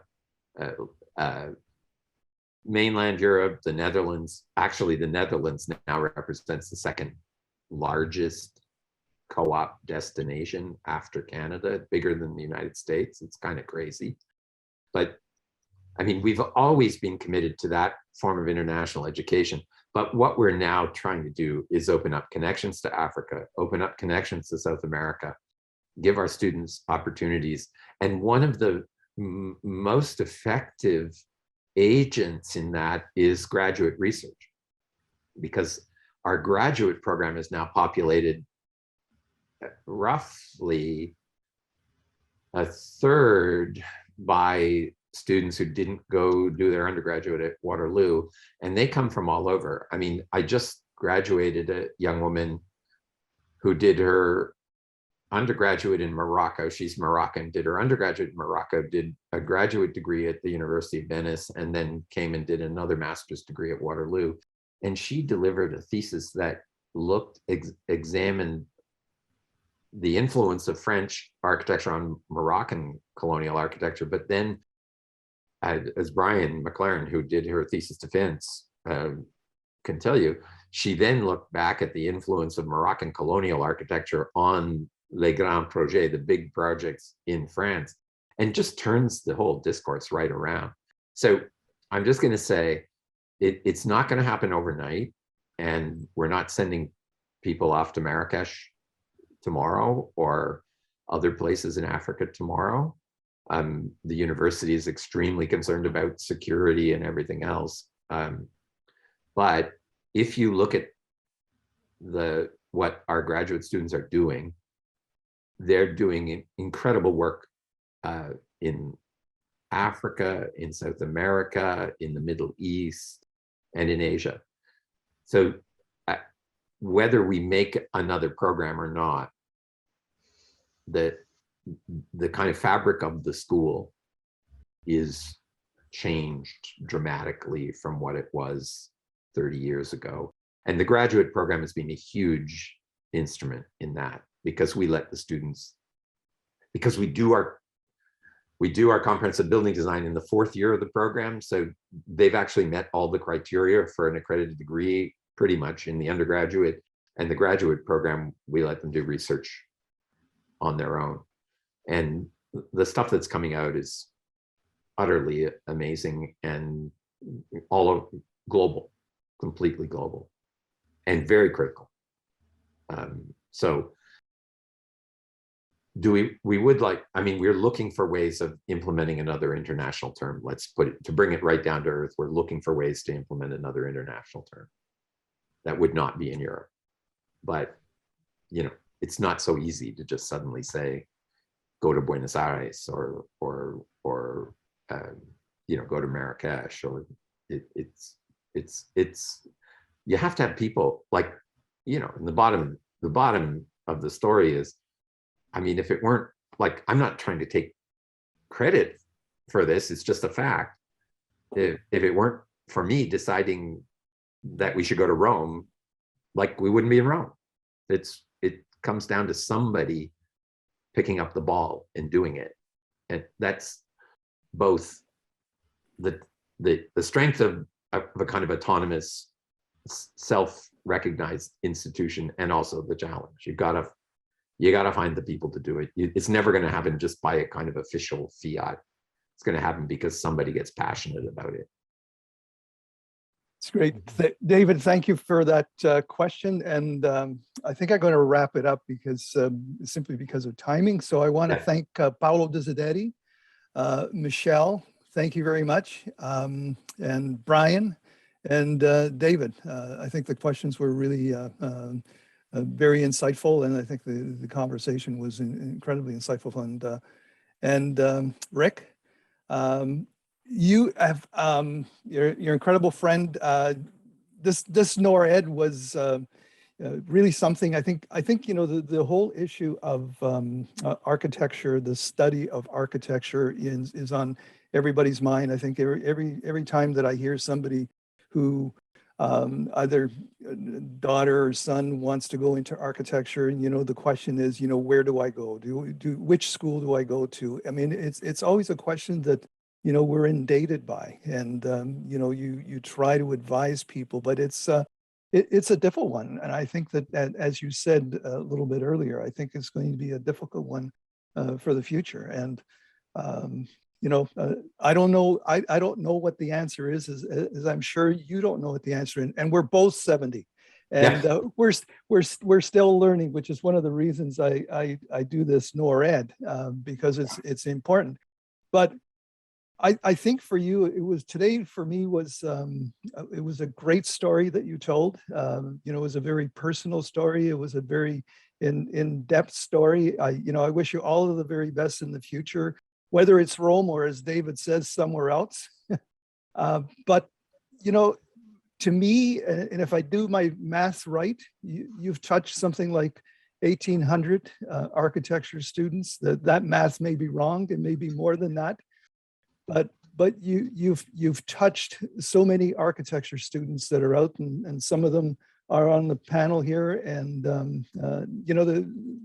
what you've done in your lifetime is a huge achievement. So I want to thank you for that, and I'm sure the students thank you for that. Many of them were there at that event in Rome, and you should be really commended for that. I mean, it's a life, and you can tell, as you said to David. I mean, somebody has to put their hand up and say, this is what we're going to do, and we're going to do it. And you've done an incredible amount of work in your lifetime, and it shows in all of the students that are out there in their careers. So I want to thank you for that. And I want to thank you for today for the NORR. Silvio, that's so generous. And I do take great pride in having met so many extraordinary people who've done everything they've done on their own. But I would just like to think that maybe I had something to do with it. When we were preparing for the Roma 40, I spent a long time trying to get an email for every student who'd ever been there, which involved me in endless Facebook, LinkedIn, and I started to realize it was a great database. And so I go by the data that the American Institute of Architects provides, and they say about 58% of graduates of professional programs in architecture go on to practice architecture. So what I was able to do was show that of the now slightly more than 2,000 students who I've had the pleasure of teaching in Rome, 85.6% of them are either licensed architects or working in architectural practices. And that doesn't include the ones who are doing project management. It doesn't include, so I mean, somehow I have this belief that whatever limitations it has, the experience of Rome is actually a huge enabler and inspirer to be an architect and to actually contribute to architecture. So I take some comfort in that. The percentage is dropping. It's not as high as it once was. If we just took the first 25 years, it would be close to 90. But it's still very high, and young architecture graduates are going out and starting firms, and I mean, I mean, David and Michelle and Brian have been so successful in the field and contributed so much to the profession. I'm honored that they're here today, and Paolo, of course, and you. Thank you very much. Well, thank you once again, and all of the very best, and keep doing what you're doing. It's really important. It'll be hard to slow me down until nature does. Take care, and thanks everybody. ciao. All of the Thank you. best to everyone. Take care.